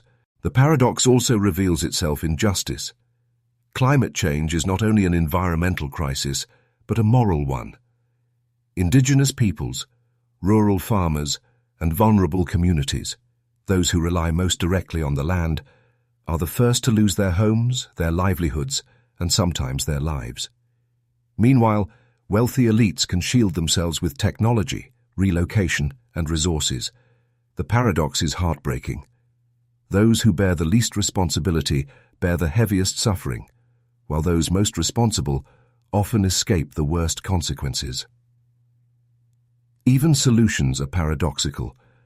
Renewable energy promises a cleaner future, but producing solar panels, wind turbines, and batteries requires mining, labor, and resources that often exploit poorer nations. Electric cars reduce emissions, but their production consumes rare minerals under harsh conditions. Green technologies are essential, yet they too come with costs that fall unevenly on the world. The paradox reminds us that even solutions are not pure. They carry shadows of inequality and exploitation. So what does the paradox of climate change responsibility teach us? It shows us that climate change is not just a scientific or environmental issue. It is deeply political, economic, and moral. It teaches us that fairness is as important as innovation, that justice must guide solutions as much as technology. It reminds us that global problems require global responsibility, and that delaying action only deepens inequality. In the end, the paradox leaves us with a haunting truth. Climate change is a crisis created by the few, suffered by the many, and solvable only if all are willing to share the burden. But sharing that burden requires humility, honesty, and the courage to face uncomfortable truths about history, privilege, and responsibility. The paradox of climate change: responsibility is not meant to paralyze us, but to wake us up, to remind us that solving this crisis is not only about saving the planet, but about saving our humanity. Paradox of healthcare. Healthcare stands at the center of human life. It is the system we depend on in moments of deepest vulnerability. When illness strikes, when accidents happen, when life itself hangs in the balance, it promises healing, protection, and dignity, built on the principle that caring for the sick is one of the highest duties of society. And yet, behind that promise lies a painful contradiction. The very systems designed to save lives often become sources of suffering, inequality, and injustice. This is the paradox of healthcare. The unsettling reality that healthcare is meant to be universal and compassionate, yet it is often limited, costly, and deeply unequal. The paradox begins with access. Healthcare, in principle, should be a right available to every person, regardless of wealth or status. After all, illness does not discriminate. Everyone, sooner or later, will need care. But in practice, access to healthcare is determined largely by money, geography, and privilege. In wealthy nations, advanced medicine can perform miracles, but it is often available only to those who can afford it or who are covered by insurance.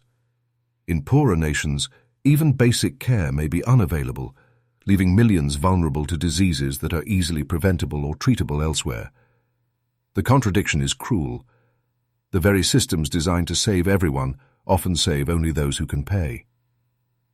Another layer of the paradox lies in cost. Modern medicine has advanced to extraordinary levels, with cutting-edge treatments, life-saving surgeries, and astonishing technologies. But these advancements come at staggering expense. The more advanced healthcare becomes, the less accessible it often is. A new drug may cure a disease, but its price puts it out of reach for the very patients who need it most. A groundbreaking surgery may save lives, but only in hospitals that few can afford. And as thus, progress in healthcare often deepens inequality instead of reducing it. The paradox is sharp. The more powerful medicine becomes, the more people are excluded from its benefits. The paradox also reveals itself in prevention versus treatment. Healthcare systems spend billions on curing diseases, but often neglect prevention. Hospitals are filled with patients suffering from illnesses linked to poor diets, pollution, or lack of exercise, problems that could be reduced through education, healthier environments, and early intervention. But prevention rarely makes money, while treatment fuels industries. As a result, societies often treat the sick instead of preventing sickness. The paradox is clear. We wait for people to fall ill before investing in their health, even though prevention would be more humane and less costly. Another contradiction lies in technology. Digital health tools, artificial intelligence, and biotechnology promise to revolutionize medicine. They can diagnose diseases earlier, personalize treatments, and expand access to care. Yet these same technologies raise new inequalities. Wealthy nations adopt advanced technologies quickly, while poorer nations fall further behind.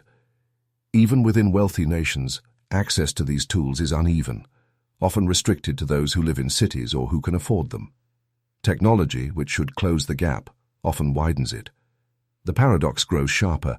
Innovation that could democratize health instead risks creating new hierarchies of care. The paradox of healthcare is not only economic but also moral. Many societies wrestle with the question, is healthcare a right or a privilege? If it is a right, then denying care to anyone is unjust. If it is a privilege, then access can be rationed based on wealth or contribution. Governments, policymakers, and citizens argue endlessly over this question, but the paradox remains. Everyone agrees that life is precious, but not everyone agrees that preserving life should be guaranteed for all. This moral contradiction lies at the heart of healthcare systems worldwide. There is also the paradox of progress. As medicine advances, people live longer, but longer lives often mean more chronic illnesses, more demand for care, and more pressure on systems that are already strained. The success of healthcare creates new burdens, stretching resources and raising questions about sustainability. The very victories of medicine, extended lifespans, reduced infant mortality, cures for once deadly diseases, generate new challenges that strain societies. In this sense, progress breeds its own problems, making the paradox even more complex. Even within families, the paradox is visible. People believe healthcare should prioritize compassion, but they are often confronted with bureaucracy, long waits, and overworked staff. Doctors and nurses trained to heal are frequently buried under paperwork and profit-driven systems that limit their ability to care.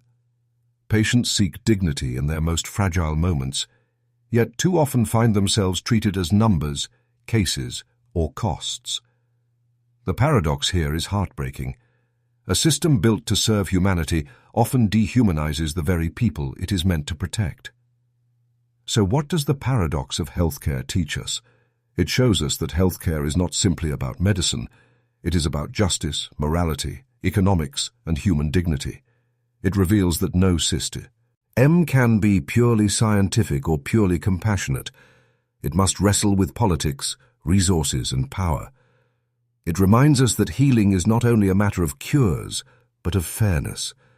And it challenges us to ask, how much is a human life worth, and who decides?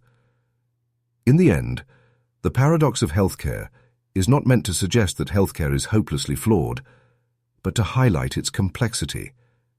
It reminds us that progress must always be paired with fairness, that innovation must always serve humanity, and that compassion must never be lost in the machinery of systems.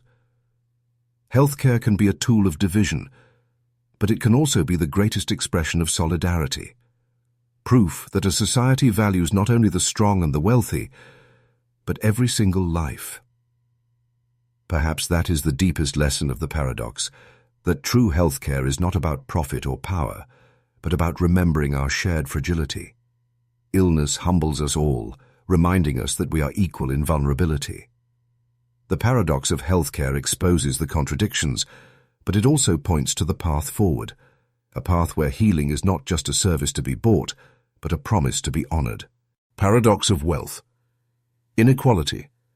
Wealth is often seen as the reward for hard work, innovation, and ambition. It promises security, freedom, and opportunity. Societies celebrate success stories of individuals who rise from nothing to riches, seeing them as proof that prosperity is possible for anyone. Yet, when we zoom out from the individual to the collective, another picture emerges, one filled with vast gaps, injustice, and division. The rich grow richer while the poor struggle harder just to survive. And here lies the paradox of wealth inequality. The very prosperity that societies pursue can become the source of instability, resentment, and decay. Wealth inequality promises growth, yet it often undermines the very foundation of fairness and unity on which societies depend. The paradox begins with opportunity. In theory, inequality fuels progress. People are motivated to innovate, to work hard, and to take risks because they hope to reap rewards greater than others. Inequality, from this perspective, is the price of ambition. But in reality, excessive inequality often destroys opportunity instead of creating it. When wealth is concentrated in the hands of a few, education, healthcare, and opportunities for advancement become privileges, not rights.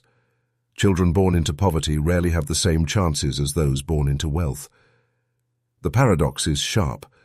Inequality is supposed to drive opportunity, but in practice, it often traps generations in cycles of disadvantage. History offers countless examples. Great empires and nations have risen on the strength of economic growth, only to collapse when inequality became too great. In ancient Rome, wealth concentrated in elites, while common citizens lost land and power, leading to unrest and eventual decline. In the French Revolution, vast inequality fueled anger that erupted in violence. In the modern world, protests, uprisings, and political instability are often rooted in the same problem. When people feel the system is rigged, trust evaporates. The paradox is that inequality, which supposedly reflects merit and fairness, often reveals deep unfairness and fragility. Another dimension of the paradox lies in growth itself. Economists argue that inequality can drive economies forward by giving people incentives to climb the ladder. But when inequality grows too extreme, it weakens economies instead. The wealthy may hoard money in investments, rather than spending it in ways that stimulate demand. Meanwhile, the poor cannot afford to spend at all. This imbalance reduces growth, increases debt, and destabilizes entire systems. The paradox is cruel. The wealth of the few, instead of strengthening society, can weaken the prosperity of all. The paradox of wealth inequality is not only economic, but psychological. Societies with extreme inequality experience deeper social divides, mistrust, and resentment. People begin to measure their worth not by their humanity, but by their wealth. Envy and despair grow in the shadow of luxury. Research even shows that inequality harms everyone, not just the poor. Higher inequality correlates with higher crime, worse health outcomes, and weaker social bonds. The paradox here is striking. Wealth promises happiness, yet extreme inequality makes entire societies less happy, even for those at the top. Globalization magnifies this paradox further. On one hand, global trade and technology have lifted millions out of poverty. On the other, they have created staggering concentrations of wealth in the hands of global elites, leaving billions still struggling. Factories close in one country, while billionaires rise in another. Nations compete to attract corporations, often by lowering wages and reducing protections, which deepens inequality both locally and globally. The paradox is that the global economy, designed to connect and uplift, often divides and excludes. The paradox also appears in politics. Wealth grants influence, and influence shapes laws. The wealthy can fund campaigns, lobby governments, and shape policies in their favor. Over time, the system tilts further toward their interests, making it harder for the less privileged to catch up. What begins as economic inequality becomes political inequality, eroding democracy itself. The paradox grows darker here. The more wealth is concentrated, the less equal the system becomes, even though the system claims to serve everyone equally. Even in morality, the paradox of wealth inequality is haunting. Philosophers and religious leaders across centuries have warned about the dangers of hoarding wealth while others suffer. Yet societies continue to celebrate wealth as the highest achievement, even when it comes at the expense of others' survival. Is it truly success if millions are left behind? Can a society call itself just if children go hungry while billionaires build palaces? The paradox forces us to confront uncomfortable questions about what we value most. Is wealth a symbol of merit, or is it often a reflection of exploitation? Yet, like every paradox, this one contains possibility. Wealth itself is not evil. Inequality itself is not always destructive. The problem lies in extremes, in systems that allow opportunities to shrink and fairness to vanish. The paradox of wealth. Inequality teaches us that prosperity without balance breeds instability, that ambition without fairness breeds despair. It challenges us to find ways to celebrate success without forgetting solidarity, to encourage innovation without abandoning compassion, and to ensure that wealth builds bridges instead of walls. In the end, the paradox is a mirror. It reflects both the brilliance and the blindness of human ambition. Wealth can uplift, but it can also divide. Inequality can inspire, but it can also destroy. The lesson of the paradox of wealth. Inequality is not that prosperity should be abandoned, but that it must be shared wisely. For no society can endure when its foundations are cracked by injustice. Wealth can be the proof of progress, but only if it does not come at the cost of our humanity. Paradox of war for peace. War is one of humanity's oldest and most devastating creations. It brings destruction, suffering, and loss on a scale that few other forces can match. And yet, throughout history, war has often been justified in the name of peace. Nations go to battle, claiming they are defending freedom, protecting stability, or ensuring that violence will eventually end. Leaders speak of the war to end all wars, of necessary sacrifices, of peace through strength. And here lies one of the most haunting contradictions of human existence, the paradox of war for peace, the idea that in order to stop violence, we must unleash it, that to protect life, we must take it, that to build peace, we must first wage war. The paradox begins with defense. When a nation is attacked, war often feels like the only way to restore peace. If aggression is not resisted, invaders may continue to destroy and oppress. Violence, in this sense, becomes a form of protection. Yet this solution is contradictory. The very act of fighting prolongs suffering. Each strike meant to secure peace breeds retaliation. Each war meant to protect peace plants the seeds of future wars. The paradox is clear. Fighting to protect peace often destroys the very peace it seeks to preserve. History reveals this paradox vividly. World War I was called the war to end all wars, but it only set the stage for World War II, one of the most catastrophic conflicts in human history. The Second World War, while defeating fascism and liberating millions, left behind nuclear weapons and geopolitical rivalries that still threaten humanity. The Cold War was fought not with open battles, but with endless arms races, proxy wars, and fear, all in the name of preventing global conflict.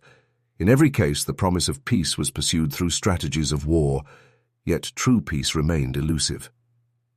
The paradox also lives in deterrence. Nations argue that the best way to maintain peace is to maintain overwhelming military strength. Peace through strength suggests that if a nation is powerful enough, others will fear attacking it. But this logic leads to constant escalation.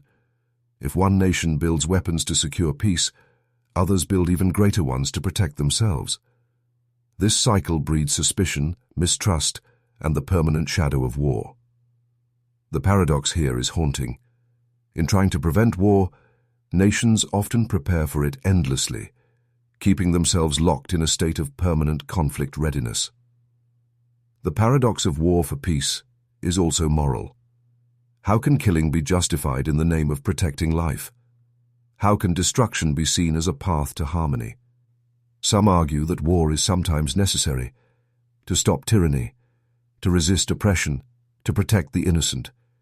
And indeed, history shows wars that overthrew dictators, ended genocides, and defended freedom. Yet even the most justified wars leave scars. Civilians displaced, generations traumatized, landscapes destroyed. The paradox here is sharp. War may sometimes prevent greater evil, but it always leaves behind wounds that complicate the very peace it claims to create.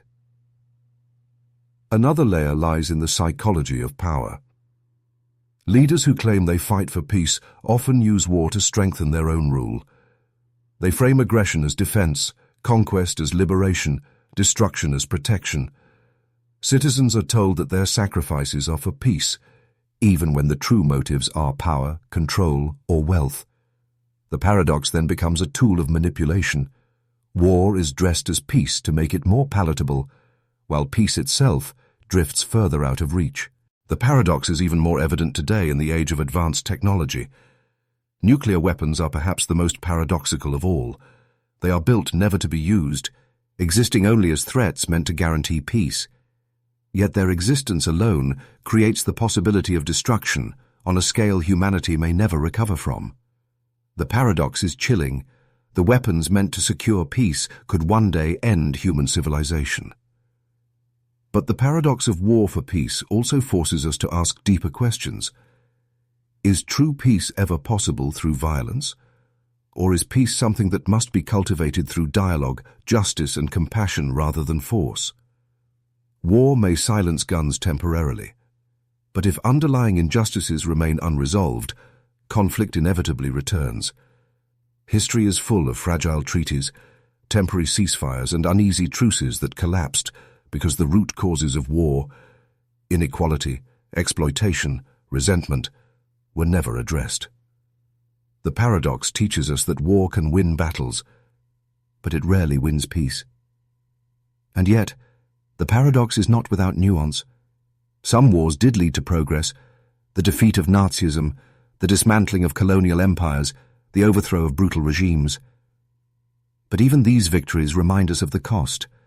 Millions of lives lost, societies shattered, generations scarred. The paradox is not whether war can ever bring peace, but whether the peace achieved is worth the destruction endured to reach it. So what does the paradox of war for peace reveal? It shows us that violence is a double-edged sword, sometimes unavoidable, sometimes even necessary, but always costly. It reminds us that peace achieved through war is fragile unless it is followed by justice, healing, and reconciliation. It challenges us to rethink what peace truly means, not merely the absence of war, but the presence of fairness, stability, and dignity for all. In the end, the paradox of war foe. A peace forces us to confront humanity's greatest contradiction, our longing for peace and our reliance on violence. It teaches us that peace cannot simply be declared after victory. It must be built, nurtured, and sustained long after the weapons fall silent.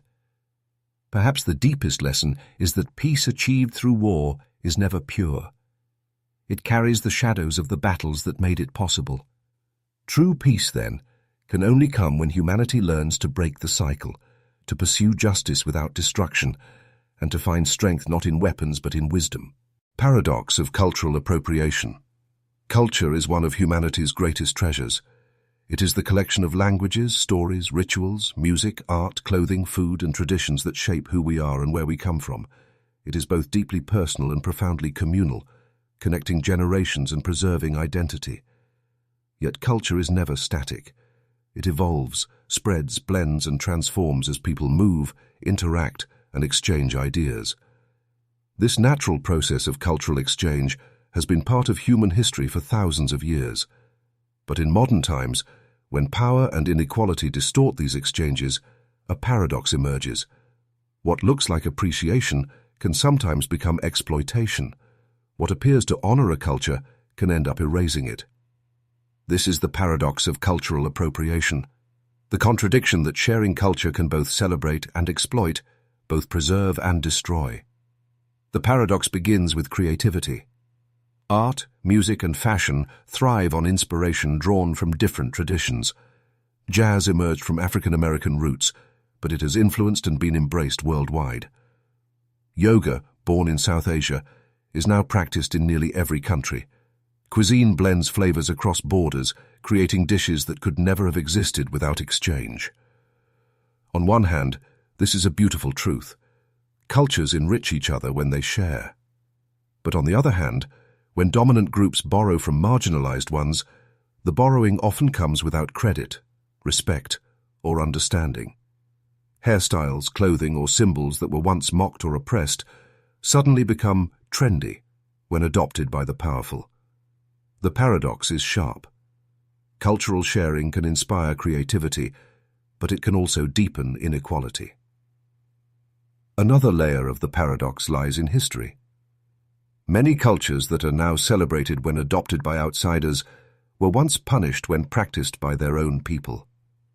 Are indigenous. As Americans were once banned from wearing their traditional clothing or practicing ceremonies, yet today those same designs may appear on luxury runways. African hairstyles were stigmatized in schools and workplaces, yet when worn by celebrities outside the culture, they are praised as bold and stylish.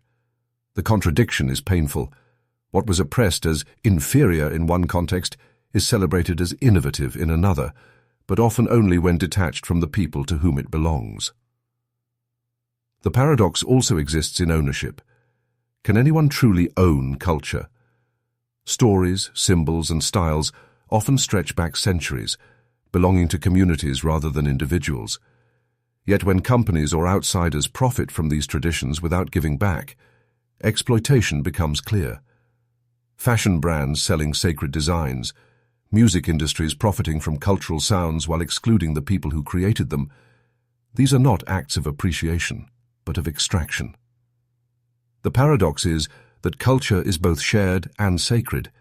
It belongs to everyone, and yet, at the same time, belongs deeply to specific communities. Globalization intensifies this paradox.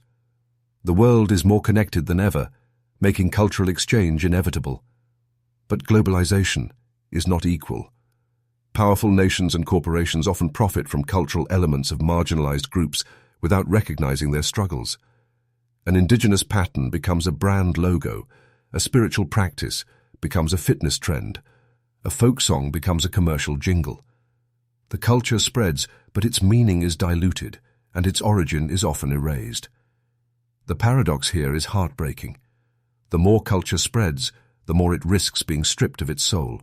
Yet the paradox of cultural appropriation is not only about harm. It also points to the longing humans have to connect. People adopt aspects of other cultures because they admire them, because they are curious, because they want to feel closer to something beautiful or different. At its core, this impulse comes from appreciation. But without respect, without context, without acknowledgement, that appreciation can become shallow and harmful. The paradox lies in intent versus impact. What feels like admiration to one person can feel like erasure to another. The paradox also challenges our sense of boundaries. If cultures are meant to be shared, where is the line between appreciation and appropriation? Is it wrong to wear clothing inspired by another culture? To cook food from another tradition? To practice rituals not your own? These questions do not have simple answers. Context matters. Power matters. Intention matters. The paradox reminds us that cultural exchange is not inherently wrong, but it becomes harmful when it ignores history, silences voices, or profits at the expense of those who created it. So what can we learn from the paradox of cultural appropriation? Perhaps that culture is not just art or fashion. It is identity, survival, and history. To borrow it carelessly is to risk trivializing centuries of struggle. To profit from it without giving back is to repeat the injustices of colonization in new forms. But to share it with respect, to honor its roots, and to amplify its creators can turn appropriation into appreciation, exploitation into exchange. In the end, the paradox of cultural appropriation teaches us that culture is both fragile and resilient, both personal and universal. It shows us that while culture naturally spreads and evolves, the way we engage with it determines whether that spreading heals or harms. The paradox is not meant to forbid exchange, but to demand awareness, to ask us to look deeper, to question power, and to honor the people behind the symbols. Perhaps the greatest lesson is this: culture is a gift, not a commodity. It is meant to be shared, but not stolen, celebrated, but not stripped of meaning. The paradox challenges us to embrace diversity not as a costume, but as a connection, not as something to take, but as something to honor. Paradox of AI ethics. Artificial intelligence is one of the most transformative forces of the modern age. It powers search engines, medical diagnoses, financial systems, self-driving cars, and even creative tools that write, paint, or compose. It promises efficiency, accuracy, and solutions to problems that once felt insurmountable. To many, AI feels like progress itself, the next step in human innovation. Yet with this progress comes a profound contradiction. The more we rely on AI to solve human problems, the more we are confronted with questions that humans themselves struggle to answer. This is the paradox of AI ethics, the strange reality that the technology designed to remove human bias and error often inherits, magnifies, or even creates new forms of bias and error, forcing us to wrestle with questions of morality that machines cannot truly answer. The paradox begins with neutrality. AI is often presented as objective, driven by algorithms and data rather than emotion or prejudice. But data comes from the real world, and the real world is filled with inequalities, stereotypes, and injustices. When an AI is trained on biased data, it does not eliminate those biases, it encodes them. A hiring algorithm may inadvertently favor men over women, because the historical data reflects decades of workplace discrimination. A facial recognition system may misidentify people with darker skin because the datasets used to train it were not diverse. The paradox is clear. The tool designed to remove bias often ends up perpetuating it simply because it learns from the imperfect world humans created. Another dimension of the paradox lies in accountability. When humans make decisions, we can debate, question, and hold them accountable. But when an AI system makes a decision to deny a loan, to flag a criminal suspect, to recommend medical treatment, who is responsible if it is wrong? The programmer, the company, the algorithm itself. Responsibility becomes diffused, and often no one takes full ownership. The paradox here is haunting. We create machines to reduce human error, but when those machines err, accountability vanishes into a fog of complexity. The paradox also reveals itself in autonomy. As AI grows more advanced, we increasingly delegate decisions to it, not just about data, but about lives. Self-driving cars must decide in split seconds whom to protect in an unavoidable crash. Military AI may one day decide when to fire a weapon. Healthcare algorithms may decide which patients receive priority treatment. These are not technical problems alone. They are moral dilemmas. Yet machines cannot feel empathy, remorse, or responsibility. The paradox is sharp. We ask machines to make human ethical choices, even though ethics is rooted in values machines cannot possess. The paradox deepens when we consider progress versus control. For humanity to benefit from AI, innovation must continue. But unchecked innovation risks harm. Surveillance states powered by AI, mass unemployment from automation, manipulation through deepfakes, and the erosion of privacy. Calls for regulation rise, But heavy regulation risks slowing innovation, leaving societies unprepared for global competition. The paradox is this: the faster we push AI forward, the greater the risks.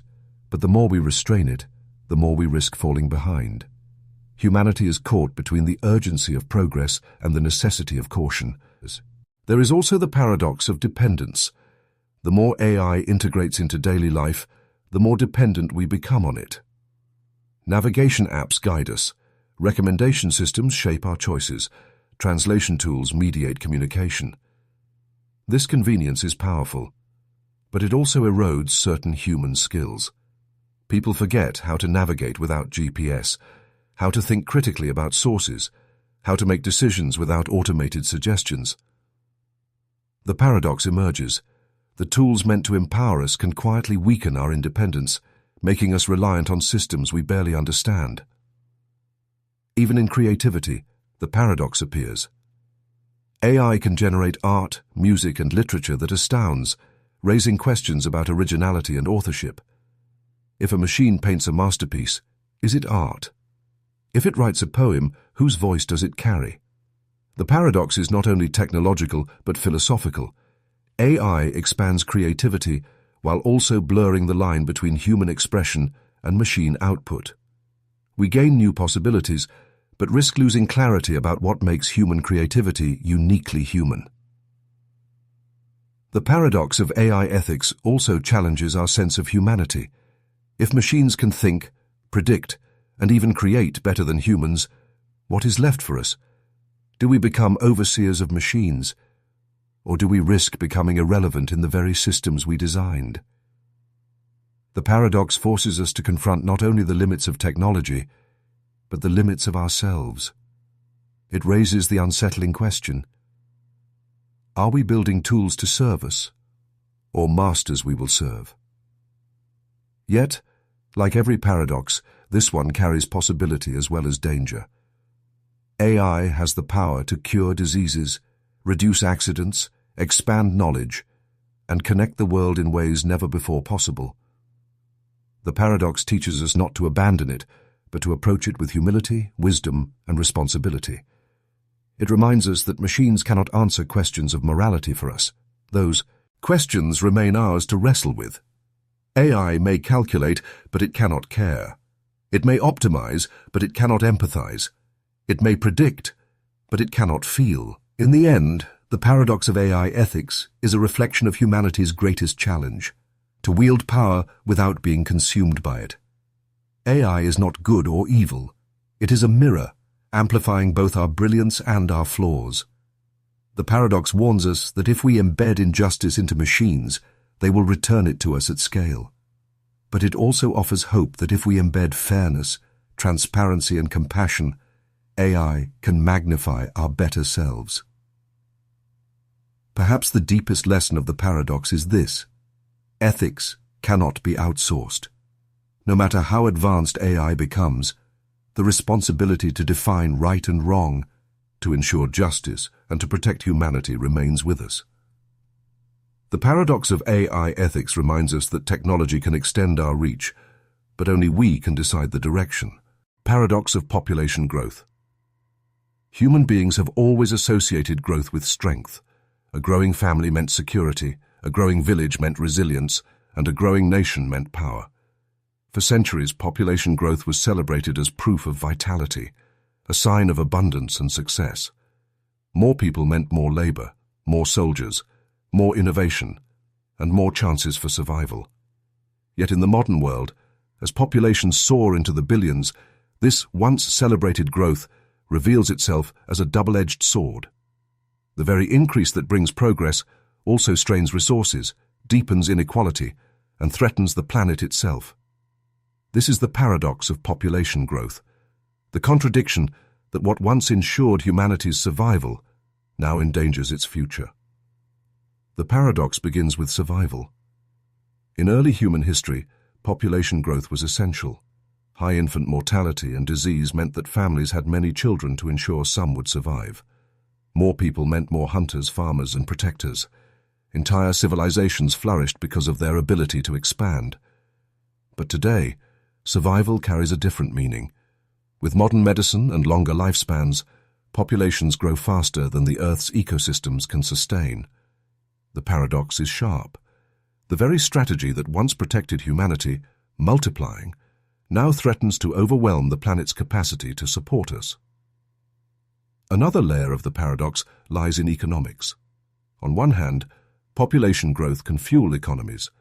More people mean larger workforces, bigger markets, and more innovation. Nations with growing populations often experience rapid development as industries expand to meet demand. But unchecked growth also creates unemployment, poverty, and social unrest when jobs cannot keep pace with the number of workers. A youthful population can be a source of energy and progress, but it can also become a source of instability if opportunity lags behind. The paradox is cruel. Population growth is both a driver of prosperity and a potential trigger of collapse. The environment makes this paradox even starker. Every human being requires food, water, shelter, and energy. As populations expand, so does consumption. Forests are cut down for farmland, oceans are overfished, and fossil fuels are burned at unsustainable rates. Climate change, biodiversity loss, and pollution are all intensified by the sheer number of people demanding resources. Yet paradoxically, many argue that the problem is not population itself, but distribution. The wealthiest nations consume far more per person than poorer ones. A single wealthy individual may consume more resources than dozens of poor families combined. The paradox grows complex. Is the crisis caused by too many people, or by too much inequality in how resources are used? Another contradiction lies in demography. In some regions of the world, rapid population growth threatens stability, while in others, declining birth rates spark fear of collapse. Europe, Japan, and parts of North America face shrinking workforces and aging populations, raising concerns about who will sustain their economies in the future. Meanwhile, many African and Asian nations face explosive growth, straining infrastructure and resources. The paradox is global. Some societies worry about having too few people, while others worry about having too many. Yet both struggles stem from the same underlying issue of imbalance. The paradox of population growth also extends into morality. Is it right to limit population growth through policies like China's former one-child rule, even if it reduces pressure on resources? Who decides how many children people should have? Population control measures raise deep ethical dilemmas about freedom, choice, and human dignity. At the same time, ignoring the problem risks leaving future generations with a planet stripped of its capacity to sustain life. The paradox forces us to weigh present freedoms against future survival. Technology introduces another twist. Advances in medicine, agriculture, and energy can support larger populations more sustainably. Green technologies, renewable energy, and innovations in food production promise to reduce humanity's footprint. Yet these solutions often arrive unevenly, benefiting wealthy nations more than poor ones, and sometimes creating new problems of exploitation in the process. Technology expands the Earth's carrying capacity, but it also amplifies inequality. The paradox emerges again. The very tools meant to solve overpopulation often deepen the divides it creates. Psychologically, the paradox of population growth is tied to hope and fear. Parents bring children into the world out of love, faith, and the desire to pass on life. Growth represents renewal and continuity, yet with every new birth comes concern about what kind of future awaits. A planet with fewer resources, hotter climates, and more crowded cities. The paradox touches our hearts. The act of creating life, once the purest expression of hope, now carries with it the shadow of uncertainty. So what does the paradox of population growth teach us?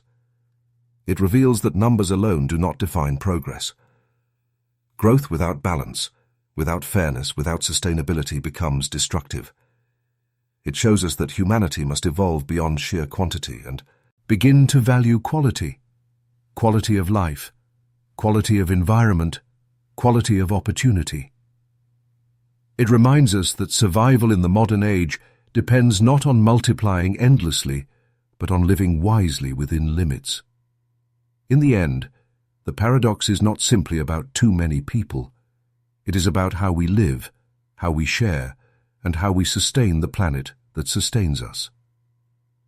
The paradox of population growth is not an unsolvable riddle, but a call for responsibility, to rethink progress, to balance freedom with sustainability, and to ensure that growth does not consume the very future it is meant to protect. Perhaps the deepest lesson is this: growth without wisdom is collapse in disguise. The paradox of population growth challenges us to redefine what it means to thrive, not by endless expansion, but by creating a world where every person, present and future, has the chance to live with dignity, balance, and hope. Paradox of Meritocracy. Meritocracy is one of the most celebrated ideals of modern society. At its heart, it carries a simple promise. People should rise or fall based on their talent, effort, and ability, not on the accidents of birth. It rejects the idea that privilege, class, or connections should determine success. Instead, it paints a vision of fairness, a world where anyone, no matter where they start, can achieve greatness if they work hard enough. It is the dream of upward mobility, the belief in equal opportunity, the fuel of countless success stories. Yet, hidden within this shining ideal is a troubling contradiction. The very system designed to eliminate inequality often ends up entrenching it. The more societies strive to be meritocratic, the more they unintentionally reproduce the advantages of those already at the top. This is the paradox of meritocracy, the unsettling truth that a system built on fairness can quietly deepen unfairness. The paradox begins with opportunity. Meritocracy assumes a level playing field where everyone has the same chance to display their talents. But in reality, opportunities are not evenly distributed. A child born into a wealthy family has access to better schools, safer neighborhoods, and endless resources, tutors, extracurriculars, connections that nurture their abilities. A child born into poverty may work just as hard, but their opportunities are limited from the start. By the time both children compete for the same job or scholarship, the merit of one appears greater, not because of innate ability, but because of accumulated privilege. The paradox is sharp. The system rewards merit, but merit itself is often shaped by inequality. Another layer of the paradox lies in how meritocracy affects those at the top. In older aristocracies, privilege was often acknowledged as luck, a matter of family or birth. But in meritocratic societies, success is seen as earned. Those who rise to the top believe they did so entirely through their own effort, which can foster arrogance and reduce empathy for those left behind. If success is earned, then failure must also be deserved. The wealthy begin to see themselves as morally superior, while the poor are blamed for laziness or weakness, even when structural barriers limit their chances. The paradox here is painful. The ideal of fairness ends up justifying inequality, turning compassion into judgment. Psychologically, the paradox is even more corrosive. In a meritocracy, failure feels deeply personal. If the system is truly fair, then those who do not succeed must believe it is their own fault. This belief can breed shame, depression, and despair, especially in societies that equate success with self-worth. Ironically, the very promise of empowerment, that you control your destiny, can become a burden that crushes those who struggle. The paradox is cruel. A system meant to inspire hope often generates despair for those it leaves behind. The paradox also appears in education. Schools are often presented as engines of meritocracy, giving everyone the chance to climb the ladder. But education itself reflects inequality. Wealthier families can afford better schools, private tutoring, and preparation for standardized tests. Students from poorer backgrounds may work harder but face more obstacles: crowded classrooms, underfunded schools, fewer mentors. By the time college admissions or job applications come, the best candidates often reflect privilege as much as talent. The system looks meritocratic on the surface, but beneath it lies a scaffolding of inherited advantage. On a societal level, the paradox of meritocracy shapes politics. Leaders praise the ideal of equal opportunity, but policies often reinforce inequality. Tax systems, inheritance laws, and access to healthcare all influence who has a real chance to succeed. Yet because meritocracy is such a powerful story, societies convince themselves that inequality reflects differences in talent rather than structural imbalance. The paradox becomes self-reinforcing. The more we believe in meritocracy, the less willing we are to question the hidden inequalities that undermine it. The workplace reveals another irony. Many companies claim to hire based on merit alone, using tests, interviews, and algorithms to find the best. But merit is always judged by human standards, which are shaped by culture and bias. What counts as intelligence, leadership, or creativity is often defined by those already in power. As a result, the system can appear objective while quietly replicating existing hierarchies.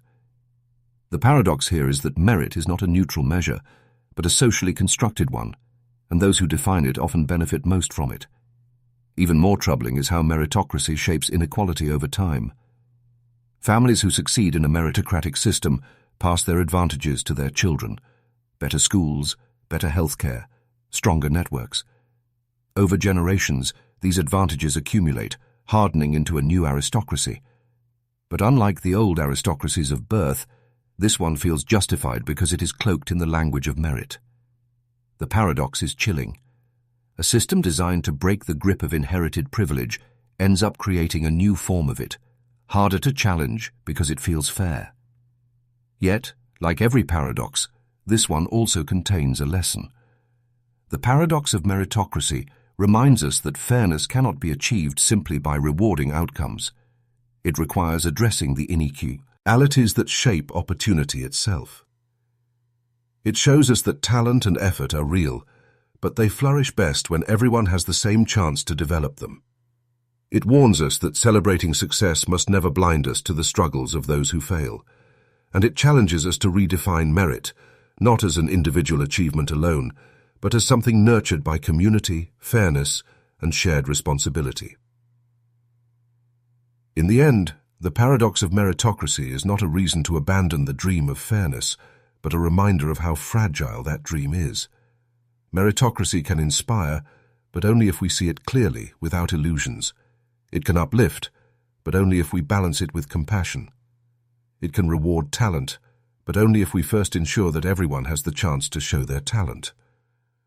The paradox teaches us that true meritocracy is not about who wins, but about who is allowed to compete on equal ground. Perhaps the deepest lesson is this: no one succeeds alone. Behind every story of individual merit lies a web of support, opportunity, and circumstance. The paradox of meritocracy reminds us that fairness is not a finish line, but an ongoing commitment to lift others as we climb, to question systems that exclude, and to recognize that dignity belongs not only to the successful, but to all. Paradox of identity. Who are you? It seems like a simple question, yet it carries an ocean of complexity. We answer with names, professions, religions, nationalities, genders, or roles: a son, a daughter, a student, a leader. But identity is never a single thing. It is layered, fluid, and constantly shifting. You are not the same person you were as a child, nor the same person you will be years from now. You are shaped by your memories, your choices, your relationships, and your environment. Identity is both deeply personal and profoundly social. It exists within you, but it is also reflected back at you by the world around you. And here lies the paradox of identity. We seek stability in knowing who we are, yet identity is always changing. We want to belong to groups that define us, yet those same groups can limit or confine us. We crave individuality, yet our individuality is built out of borrowed pieces of others. The paradox begins with change. We often imagine identity as a fixed essence, something constant that anchors us through time. Yet when we look closely, our sense of self is more like a river, always flowing, reshaped by experience. The beliefs we held at 16 may feel alien to us at 40. Our tastes, values, and even our personalities evolve. And yet, despite this change, we feel continuous, as if there is a core self that remains. The paradox is sharp. Identity feels permanent, but it is built on constant transformation. Another layer of the paradox lies in belonging. Humans define themselves through groups: family, culture, religion, nation. Belonging gives comfort, pride, and solidarity. But belonging also imposes boundaries. To identify with a group often means conforming to its expectations. To be inside one identity can mean being outside another. A person may feel torn between cultural heritage and the desire for independence, between loyalty to tradition and the pull of personal freedom. The paradox is painful. Identity unites us, yet it can also divide, confine, and exclude. The paradox deepens when we look at individuality. We often claim to be unique, to have identities that are entirely our own. But much of what we call ourselves comes from outside. The language we speak, the values we hold, the clothes we wear, the stories we tell. Even our deepest beliefs often originate from family, culture, or society. In trying to define ourselves as individuals, we draw from collective reservoirs. The paradox emerges. Our uniqueness is made of borrowed parts, and what makes us ourselves is often what we share with others. Cultural and social dynamics add another dimension. In multicultural societies, people often carry multiple overlapping identities: ethnic, national, religious, professional. Sometimes these coexist peacefully, other times they clash.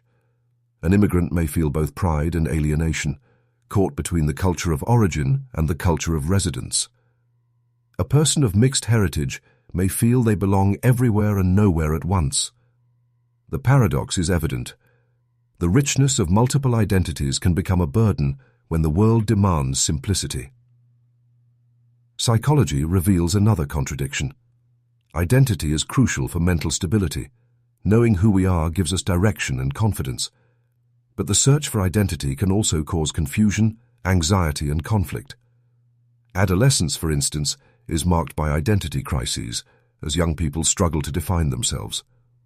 Adults too face existential questions when roles change, when careers end, relationships shift, or aging reshapes self-perception. The paradox is clear. Identity gives us grounding, yet the very act of questioning it can shake us to the core. Philosophy takes the paradox even further. Some traditions argue that the self is an illusion, that identity is not a fixed essence but a story we tell ourselves. If that is true, then who are we really? Are we the sum of our memories, our consciousness in the present moment, something spiritual beyond definition? The paradox then becomes cosmic. Identity feels like the most real thing we have, yet it may be nothing more than a fragile construct of mind and memory. The paradox of identity also plays out in politics. Movements for civil rights, gender equality, and cultural recognition are often rooted in identity. People rally around who they are to demand justice and dignity. Yet, the stronger identity becomes as a political tool, the more it risks creating divisions. Identity can empower, but it can also polarize. Nations built on shared identity can collapse into tribalism or nationalism. Communities united by identity can fracture into exclusion of outsiders. The paradox is haunting. The same force that uplifts can also oppress. And yet, the paradox of identity also carries beauty. It reminds us that being human is not about being one thing, but many things at once. We are children and parents, dreamers and workers, citizens of nations and wanderers of the world. Identity's contradictions are what make it rich. The fluidity of identity allows us to grow. The limits of identity remind us to question. The multiplicity of identity opens us to others' perspectives. In the end, the paradox of identity teaches us that who we are is never a final answer. Identity is not a destination, but a journey, an ongoing negotiation between past and future, self and society, freedom and belonging. It is both anchor and sail. It grounds us, but it also propels us forward. The paradox is not something to solve, but something to embrace. Perhaps the deepest lesson is this: identity is not about finding a fixed truth, but about learning to live within its shifting patterns. To be human is to change and remain, to belong and resist, to borrow and create. The paradox of identity reminds us that the mystery of the self is not a weakness, but a strength, because in that mystery lies the freedom to become more than we are today. Paradox of privacy. Privacy has always been one of humanity's most cherished values. It is the invisible boundary that protects our thoughts, choices, and personal lives from intrusion. To have privacy is to feel safe, autonomous, and in control. For centuries, privacy was something natural. Homes, letters, and communities were relatively shielded from constant surveillance. But in the modern digital age, privacy has transformed into something far more fragile, and with it arises one of the most troubling contradictions of our time. We demand privacy, yet we willingly give it away. We want to be seen, heard, and connected, yet we also want to remain hidden and secure. This is the paradox of privacy, the strange reality that in seeking connection, convenience, and freedom, we often sacrifice the very privacy that makes those freedoms possible. The paradox begins with connection. Humans crave community and belonging. Social media, smartphones, and the internet allow us to share our lives with others instantly, our photos, ideas, locations, and emotions. But each act of sharing chips away at privacy. Every post, every click, every search leaves behind a digital footprint, collected and analyzed by companies and governments. We want to connect without being watched, but connection itself opens the door to surveillance. The paradox is sharp. The more we share to feel closer, the less privacy we have to ourselves. Another dimension of the paradox lies in security. People demand privacy from governments and corporations, yet they also demand safety from crime, terrorism, and threats. To ensure safety, surveillance systems expand. Cameras in public spaces, algorithms scanning messages, databases tracking identities. These tools promise protection, but they also erode the right to be left alone. The paradox emerges. To feel safe, we must give up some privacy. But giving up too much privacy can itself create danger, as unchecked surveillance leads to control and oppression. The paradox also plays out in consumer technology. Companies offer free services, email, search engines, social networks, but nothing is truly free. We pay with data. Our clicks, habits, and preferences are monetized, creating profits for corporations while eroding our privacy. And yet, we continue to use these services because they are convenient, useful, and often indispensable in modern life. The paradox is cruel. We value privacy, but exchange it willingly for convenience, often without realizing the true cost. Culturally, the paradox deepens with visibility. In a world where visibility brings influence, people often sacrifice privacy voluntarily. Influencers broadcast their daily lives, trading privacy for fame. Ordinary users share personal details in exchange for likes and validation. Yet at the same time, those same individuals fear their data being stolen, misused, or exposed without consent. The paradox is haunting. We want control over how we are seen, but the moment we share, we lose control over how others use that information. History reveals how privacy was once tied to dignity and freedom. Revolutions, reforms, and democracies were built on the idea that people had a right to private lives free from tyranny. Today, however, privacy is treated as negotiable, often surrendered in the name of security, progress, or profit. Ironically, those who most need privacy, dissidents, minorities, vulnerable groups, are often those most denied it. The paradox here is bitter. The very people who need privacy to be safe are often the ones most exposed. Technology intensifies the paradox further. Artificial intelligence, biometric systems, and predictive analytics allow unprecedented insights into human behavior. Machines can now guess our moods, desires, and choices before we are even conscious of them. While this opens doors to innovation and personalization, it also strips away the sanctuary of inner life. The paradox becomes chilling. Technology meant to serve us begins to know us more intimately than we know ourselves, raising the question, is privacy even possible in a world where prediction replaces secrecy? On a psychological level, privacy is tied to identity. To be truly free, a person must have space away from the gaze of others, room to think, reflect, and make choices without judgment. Yet many willingly give this up for constant validation. The paradox is internal. We crave privacy for authenticity, but we also crave attention for validation, and these two desires often cancel each other out. Globally, the paradox of privacy divides societies. In liberal democracies, privacy is defended as a human right, but often eroded by corporate surveillance. In authoritarian states, privacy is sacrificed entirely in the name of control and stability. Ironically, in both cases, individuals face the same tension, a loss of control over their personal lives. The paradox is not confined to one system, but emerges everywhere humans grapple with the balance between freedom and safety, exposure and protection. And yet, like every paradox, this one carries lessons. The paradox of privacy reminds us that freedom is not only about what we can do in public, but also about what we can keep private. It shows us that privacy is not merely secrecy. It is the foundation of dignity, creativity, and autonomy.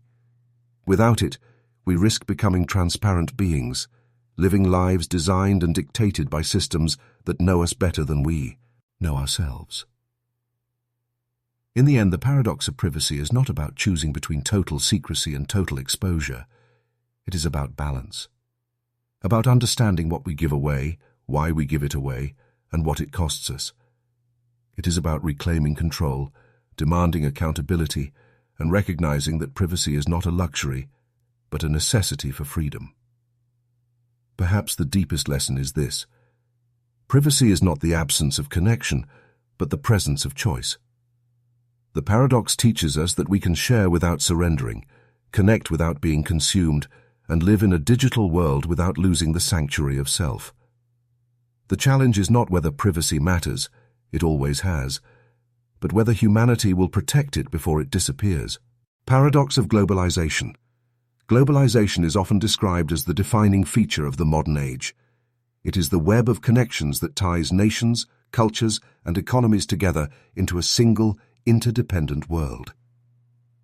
It promises progress, access to goods and ideas across borders, economic growth through trade, and cultural exchange that enriches human experience.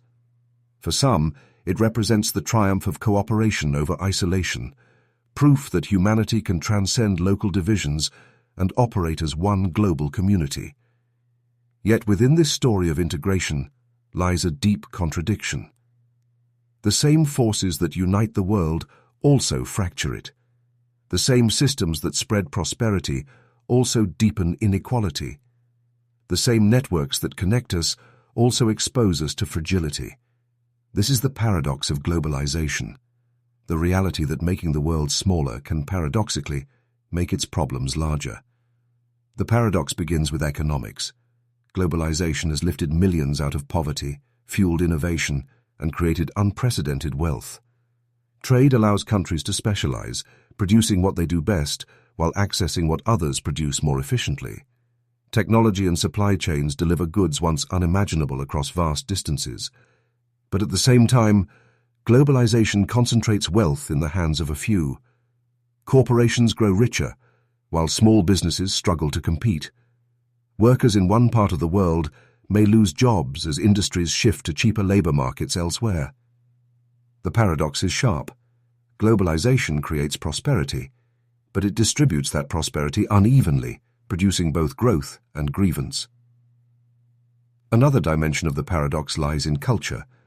Globalization spreads art, music, and ideas across borders, allowing people to experience the richness of traditions far beyond their own. A song recorded in one country can go viral worldwide. Films, cuisines, and fashions mix into new hybrids that enrich human creativity. Yet globalization also homogenizes culture. Local languages fade, traditions weaken, and dominant cultures, often Western ones, overshadow smaller ones. The paradox emerges. Globalization celebrates diversity by making it accessible, yet threatens diversity by diluting it into sameness. Globalization also carries a paradox of power. On one hand, it creates opportunities for cooperation. Nations can work together to address climate change, pandemics, and global inequality. International institutions emerge to foster dialogue and coordination. Yet, globalization also intensifies conflict.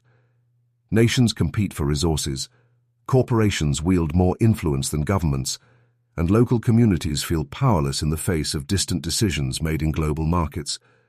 The paradox is bitter. Globalization makes unity possible, but simultaneously fuels division and resentment. The paradox deepens when we consider vulnerability. Globalization ties economies together so tightly that disruption in one place ripples everywhere. A financial crisis in one country spreads across continents. A pandemic in one city shuts down the global economy. A war in one region sends shockwaves through global food and energy supplies. Interconnection brings resilience in good times but fragility in crises. The paradox is chilling. The more we depend on one another, the more vulnerable we become to each other's failures. Psychologically, globalization reshapes identity. Some embrace the idea of being global citizens, seeing themselves as part of a shared humanity beyond borders. Others feel alienated, as traditional identities, national, cultural, religious, seem threatened by foreign influences. Migration, communication, and cultural blending create hybrid identities, but also spark backlash from those who fear losing their roots. The paradox emerges.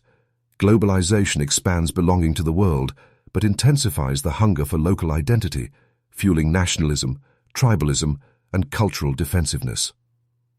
Another contradiction lies in technology. The Internet, globalization's greatest tool, connects billions of people instantly. Knowledge is no longer confined to libraries or elites, but flows freely across platforms. Yet the same Internet spreads misinformation, polarizes societies, and creates echo chambers that divide people into hostile camps. A tool meant to unify humanity often splinters it into fragments. The paradox is glaring. The more connected we are, the less we seem to understand one another. Environmentally, globalization promises solutions, but worsens crises. International cooperation has enabled treaties and green technologies to address climate change. But globalization also fuels massive consumption, industrialization, and exploitation of natural resources at an unsustainable scale. Goods shipped across oceans expand trade, but leave carbon footprints that heat the planet. The paradox is heartbreaking. Globalization offers the very tools to save the Earth while simultaneously accelerating its destruction. Politically, globalization undermines borders while reinforcing them. It erodes the sovereignty of nations by subjecting them to global markets, laws, and institutions. Yet at the same time, nations cling more tightly to borders, seeking to control migration, protect industries, and preserve cultural identity. The paradox is striking. Globalization promises a borderless world, but often results in stronger boundaries, both physical and psychological. And yet, like every paradox, this one contains a lesson. The paradox of globalization teaches us that connection cannot exist without responsibility. It reminds us that interdependence is powerful but fragile, demanding balance and fairness. It shows us that progress must be measured not just in wealth or speed, but in sustainability, justice, and dignity. Globalization is not inherently good or bad. It is a force that amplifies whatever values we embed in it. If we embed greed, it spreads greed. If we embed compassion, it spreads compassion. In the end, the paradox of globalization is not about choosing between connection and isolation. It is about learning to live wisely in a world where both are inseparable.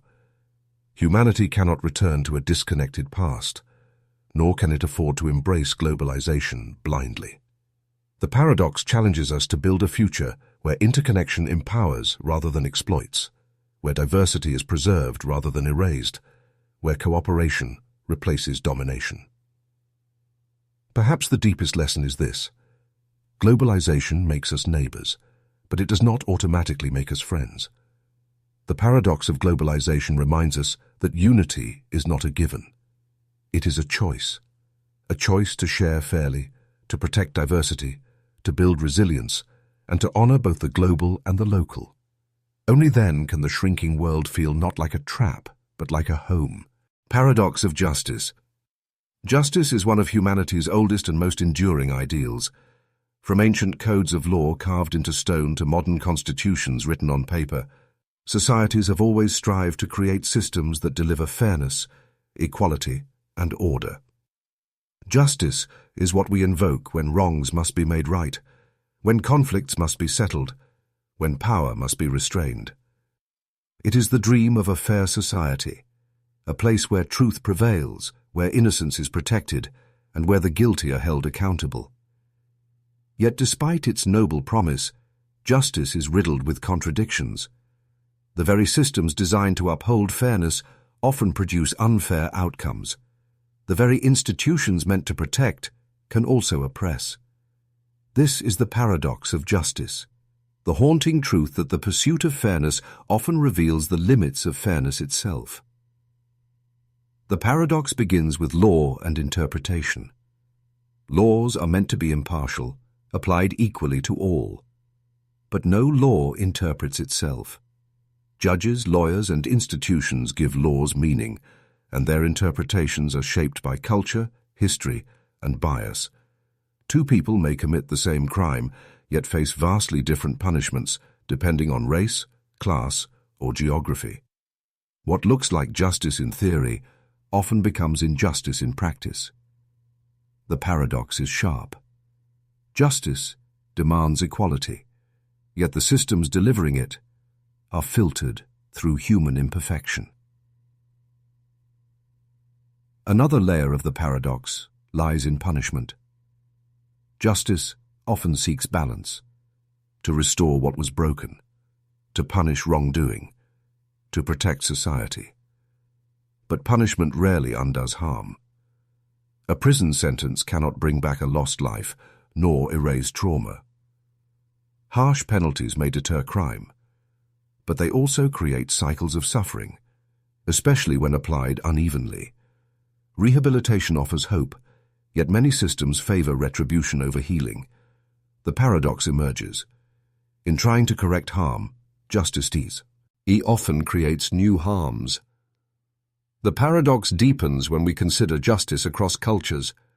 What one society considers fair, another may see as oppressive. In some traditions, justice emphasizes community and reconciliation. In others, it emphasizes punishment and deterrence. The death penalty, for instance, is viewed as ultimate justice by some and ultimate injustice by others. Universal principles of justice seem noble, yet they collide with cultural diversity. The paradox is global. Justice as an ideal is universal, but justice in practice is deeply relative. Psychologically, the paradox becomes even more complex.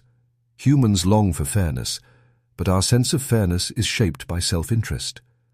We are quick to see injustice when it harms us, slower to see it when we benefit from it. Entire societies may rationalize systems that privilege some while disadvantaging others, calling them just simply because they serve the majority. The paradox is haunting. Justice is supposed to transcend bias, but it is constantly shaped by the very biases it seeks to overcome. Justice also reveals paradoxes in history. Many struggles for justice, abolition, civil rights, gender equality, were resisted by those who believed they were already living in just societies. Systems justified inequality by claiming to be fair. Colonial powers insisted they brought order and justice to lands they exploited. Oppressive regimes often cloaked themselves in the language of justice to mask injustice. The paradox emerges. Justice is invoked by both the oppressed and the oppressor, used as both weapon and shield. Another dimension lies in speed versus thoroughness. Victims demand timely justice, for delays prolong suffering. Yet rushing justice risks error, wrongful convictions, incomplete investigations, shallow understanding. Justice delayed is justice denied, but justice rushed is justice betrayed. The paradox here is painful. The pursuit of justice requires both urgency and patience, two forces often at odds. Economics reveals another contradiction. Legal systems claim to treat all equally, but wealth often determines outcomes. Those with resources can afford skilled lawyers, bail and influence, while the poor face harsher realities. Justice, meant to be blind, often sees money all too clearly. The paradox here is cruel. Justice as an ideal belongs to everyone, but justice in practice is often a privilege of the few. Globally, the paradox expands when nations pursue justice beyond borders. War crimes tribunals, international courts and human rights charters seek accountability. Yet enforcement is selective, shaped by power and politics. Some nations are punished for abuses, while others escape scrutiny due to influence. The paradox emerges. Global justice aspires to universality, but is often applied unevenly, mirroring the very inequalities it seeks to erase. And yet, like every paradox, this one carries hope. The paradox of justice does not mean justice is impossible. It means justice is fragile, dynamic, and constantly in need of renewal. It reminds us that fairness is not a fixed state, but an ongoing struggle. It shows us that while systems may fail, the pursuit of justice remains one of humanity's highest callings. The paradox warns us not to take justice for granted, for it can be twisted into its opposite, but it also inspires us to keep refining, questioning, and striving. In the end, the paradox of justice teaches us that justice is less about perfect outcomes and more about the ongoing pursuit of dignity, fairness, and accountability. True justice cannot be found in rigid systems alone, but in the collective will to confront injustice wherever it appears. It cannot be reduced to punishment or law, but must include compassion, equity, and restoration. Perhaps the deepest lesson is this: justice is not a destination but a journey. The paradox reminds us that perfect ion is unattainable, yet striving for it is essential. Justice may never be complete, but it is always worth pursuing, not because it is flawless, but because it is the only way to honor our shared humanity. Paradox of reparations. Reparations carry with them a simple and powerful moral idea.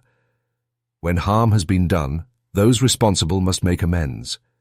When individuals, communities, or nations inflict suffering, through slavery, colonization, war, or systemic oppression, justice demands some form of repair.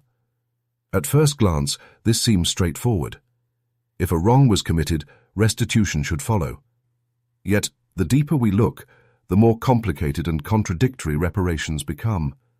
Can past wounds ever truly be healed? Who is responsible when the guilty are long dead, but their descendants still benefit? Who deserves compensation? And how much can balance centuries of exploitation? This is the paradox of reparations, the unsettling reality that while reparations are both necessary and just, they are also fraught with contradictions that make them nearly impossible to fully resolve. The paradox begins with history itself. Injustice leaves scars that extend across generations. The descendants of enslaved people, colonized nations, or oppressed minorities often continue to face economic, social, and psychological disadvantages rooted in historic crimes. Reparations seek to address these lingering wounds. But history is never simple. Oppressors and victims often intermixed over time. New generations emerge, carrying privileges or burdens they did not choose. The paradox is sharp. Reparations ask the present to answer for the past, yet the past is never clear-cut, and the present is shaped by countless overlapping legacies. Another layer of the paradox lies in responsibility. Who should pay? Should it be the descendants of those who committed injustice, even if they personally had no role in it? Should it be governments, corporations, or institutions that profited from exploitation? And if so, how far should accountability extend? For instance, much of the wealth of power of all nations today is tied to histories of slavery, colonization, and resource extraction. Yet the individuals living today did not directly participate in those crimes. The paradox emerges. Collective responsibility is demanded, but collective guilt is resisted. Justice calls for repair, yet individuals and nations argue over who bears the burden. The paradox deepens when we consider victims. Who should receive reparations? Should reparations be distributed broadly to entire communities affected by injustice, or only to those who can prove a direct lineage? What of groups who suffered multiple layers of oppression? Reparations attempt to recognize suffering, yet the process of deciding who qualifies can itself create divisions, resentment, and further inequities. The paradox becomes clear. In trying to repair harm, reparations can spark new conflicts over identity and entitlement. Economically, the paradox is even more complicated. Reparations are meant to redistribute wealth and resources to address structural inequality. But money alone cannot restore lost lives, cultures, or opportunities. Financial compensation may provide relief, but it cannot undo trauma or replace what was stolen across generations. Worse, some argue that payments risk commodifying suffering, reducing centuries of pain to a dollar amount. The paradox is cruel. Reparations are necessary because they acknowledge material injustice, yet they can never fully compensate for the immaterial damage inflicted. Politically, the paradox becomes explosive. Calls for reparations often ignite backlash.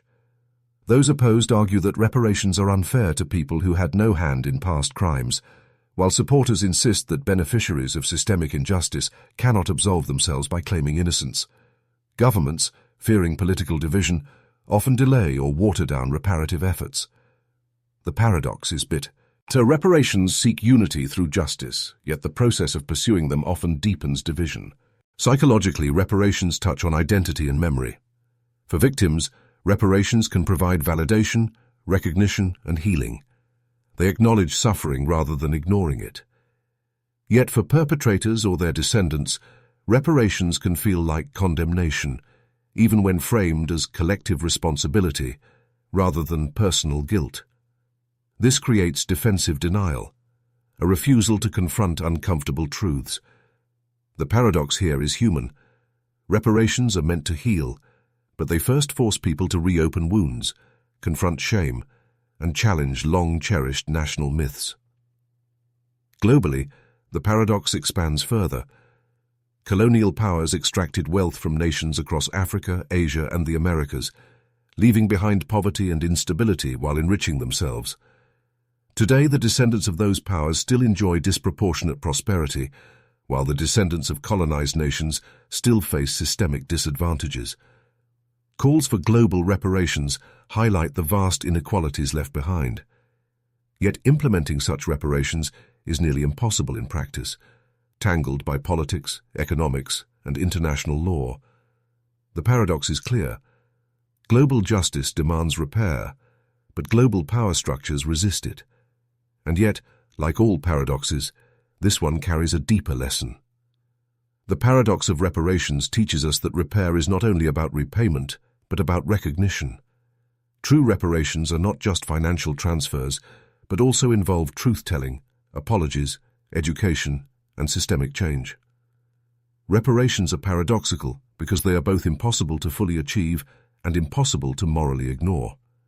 They reveal that justice is not about erasing the past, but about transforming the present in light of it.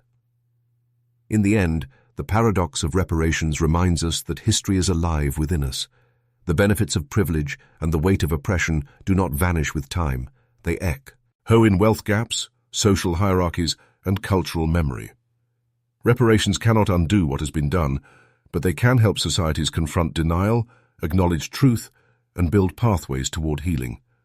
Perhaps the deepest lesson is this: reparations are less about paying debts than about honoring dignity.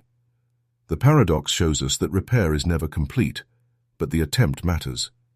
Justice is not achieved in a single transaction, but in the ongoing effort to recognize harm, redistribute fairness, and refuse to forget.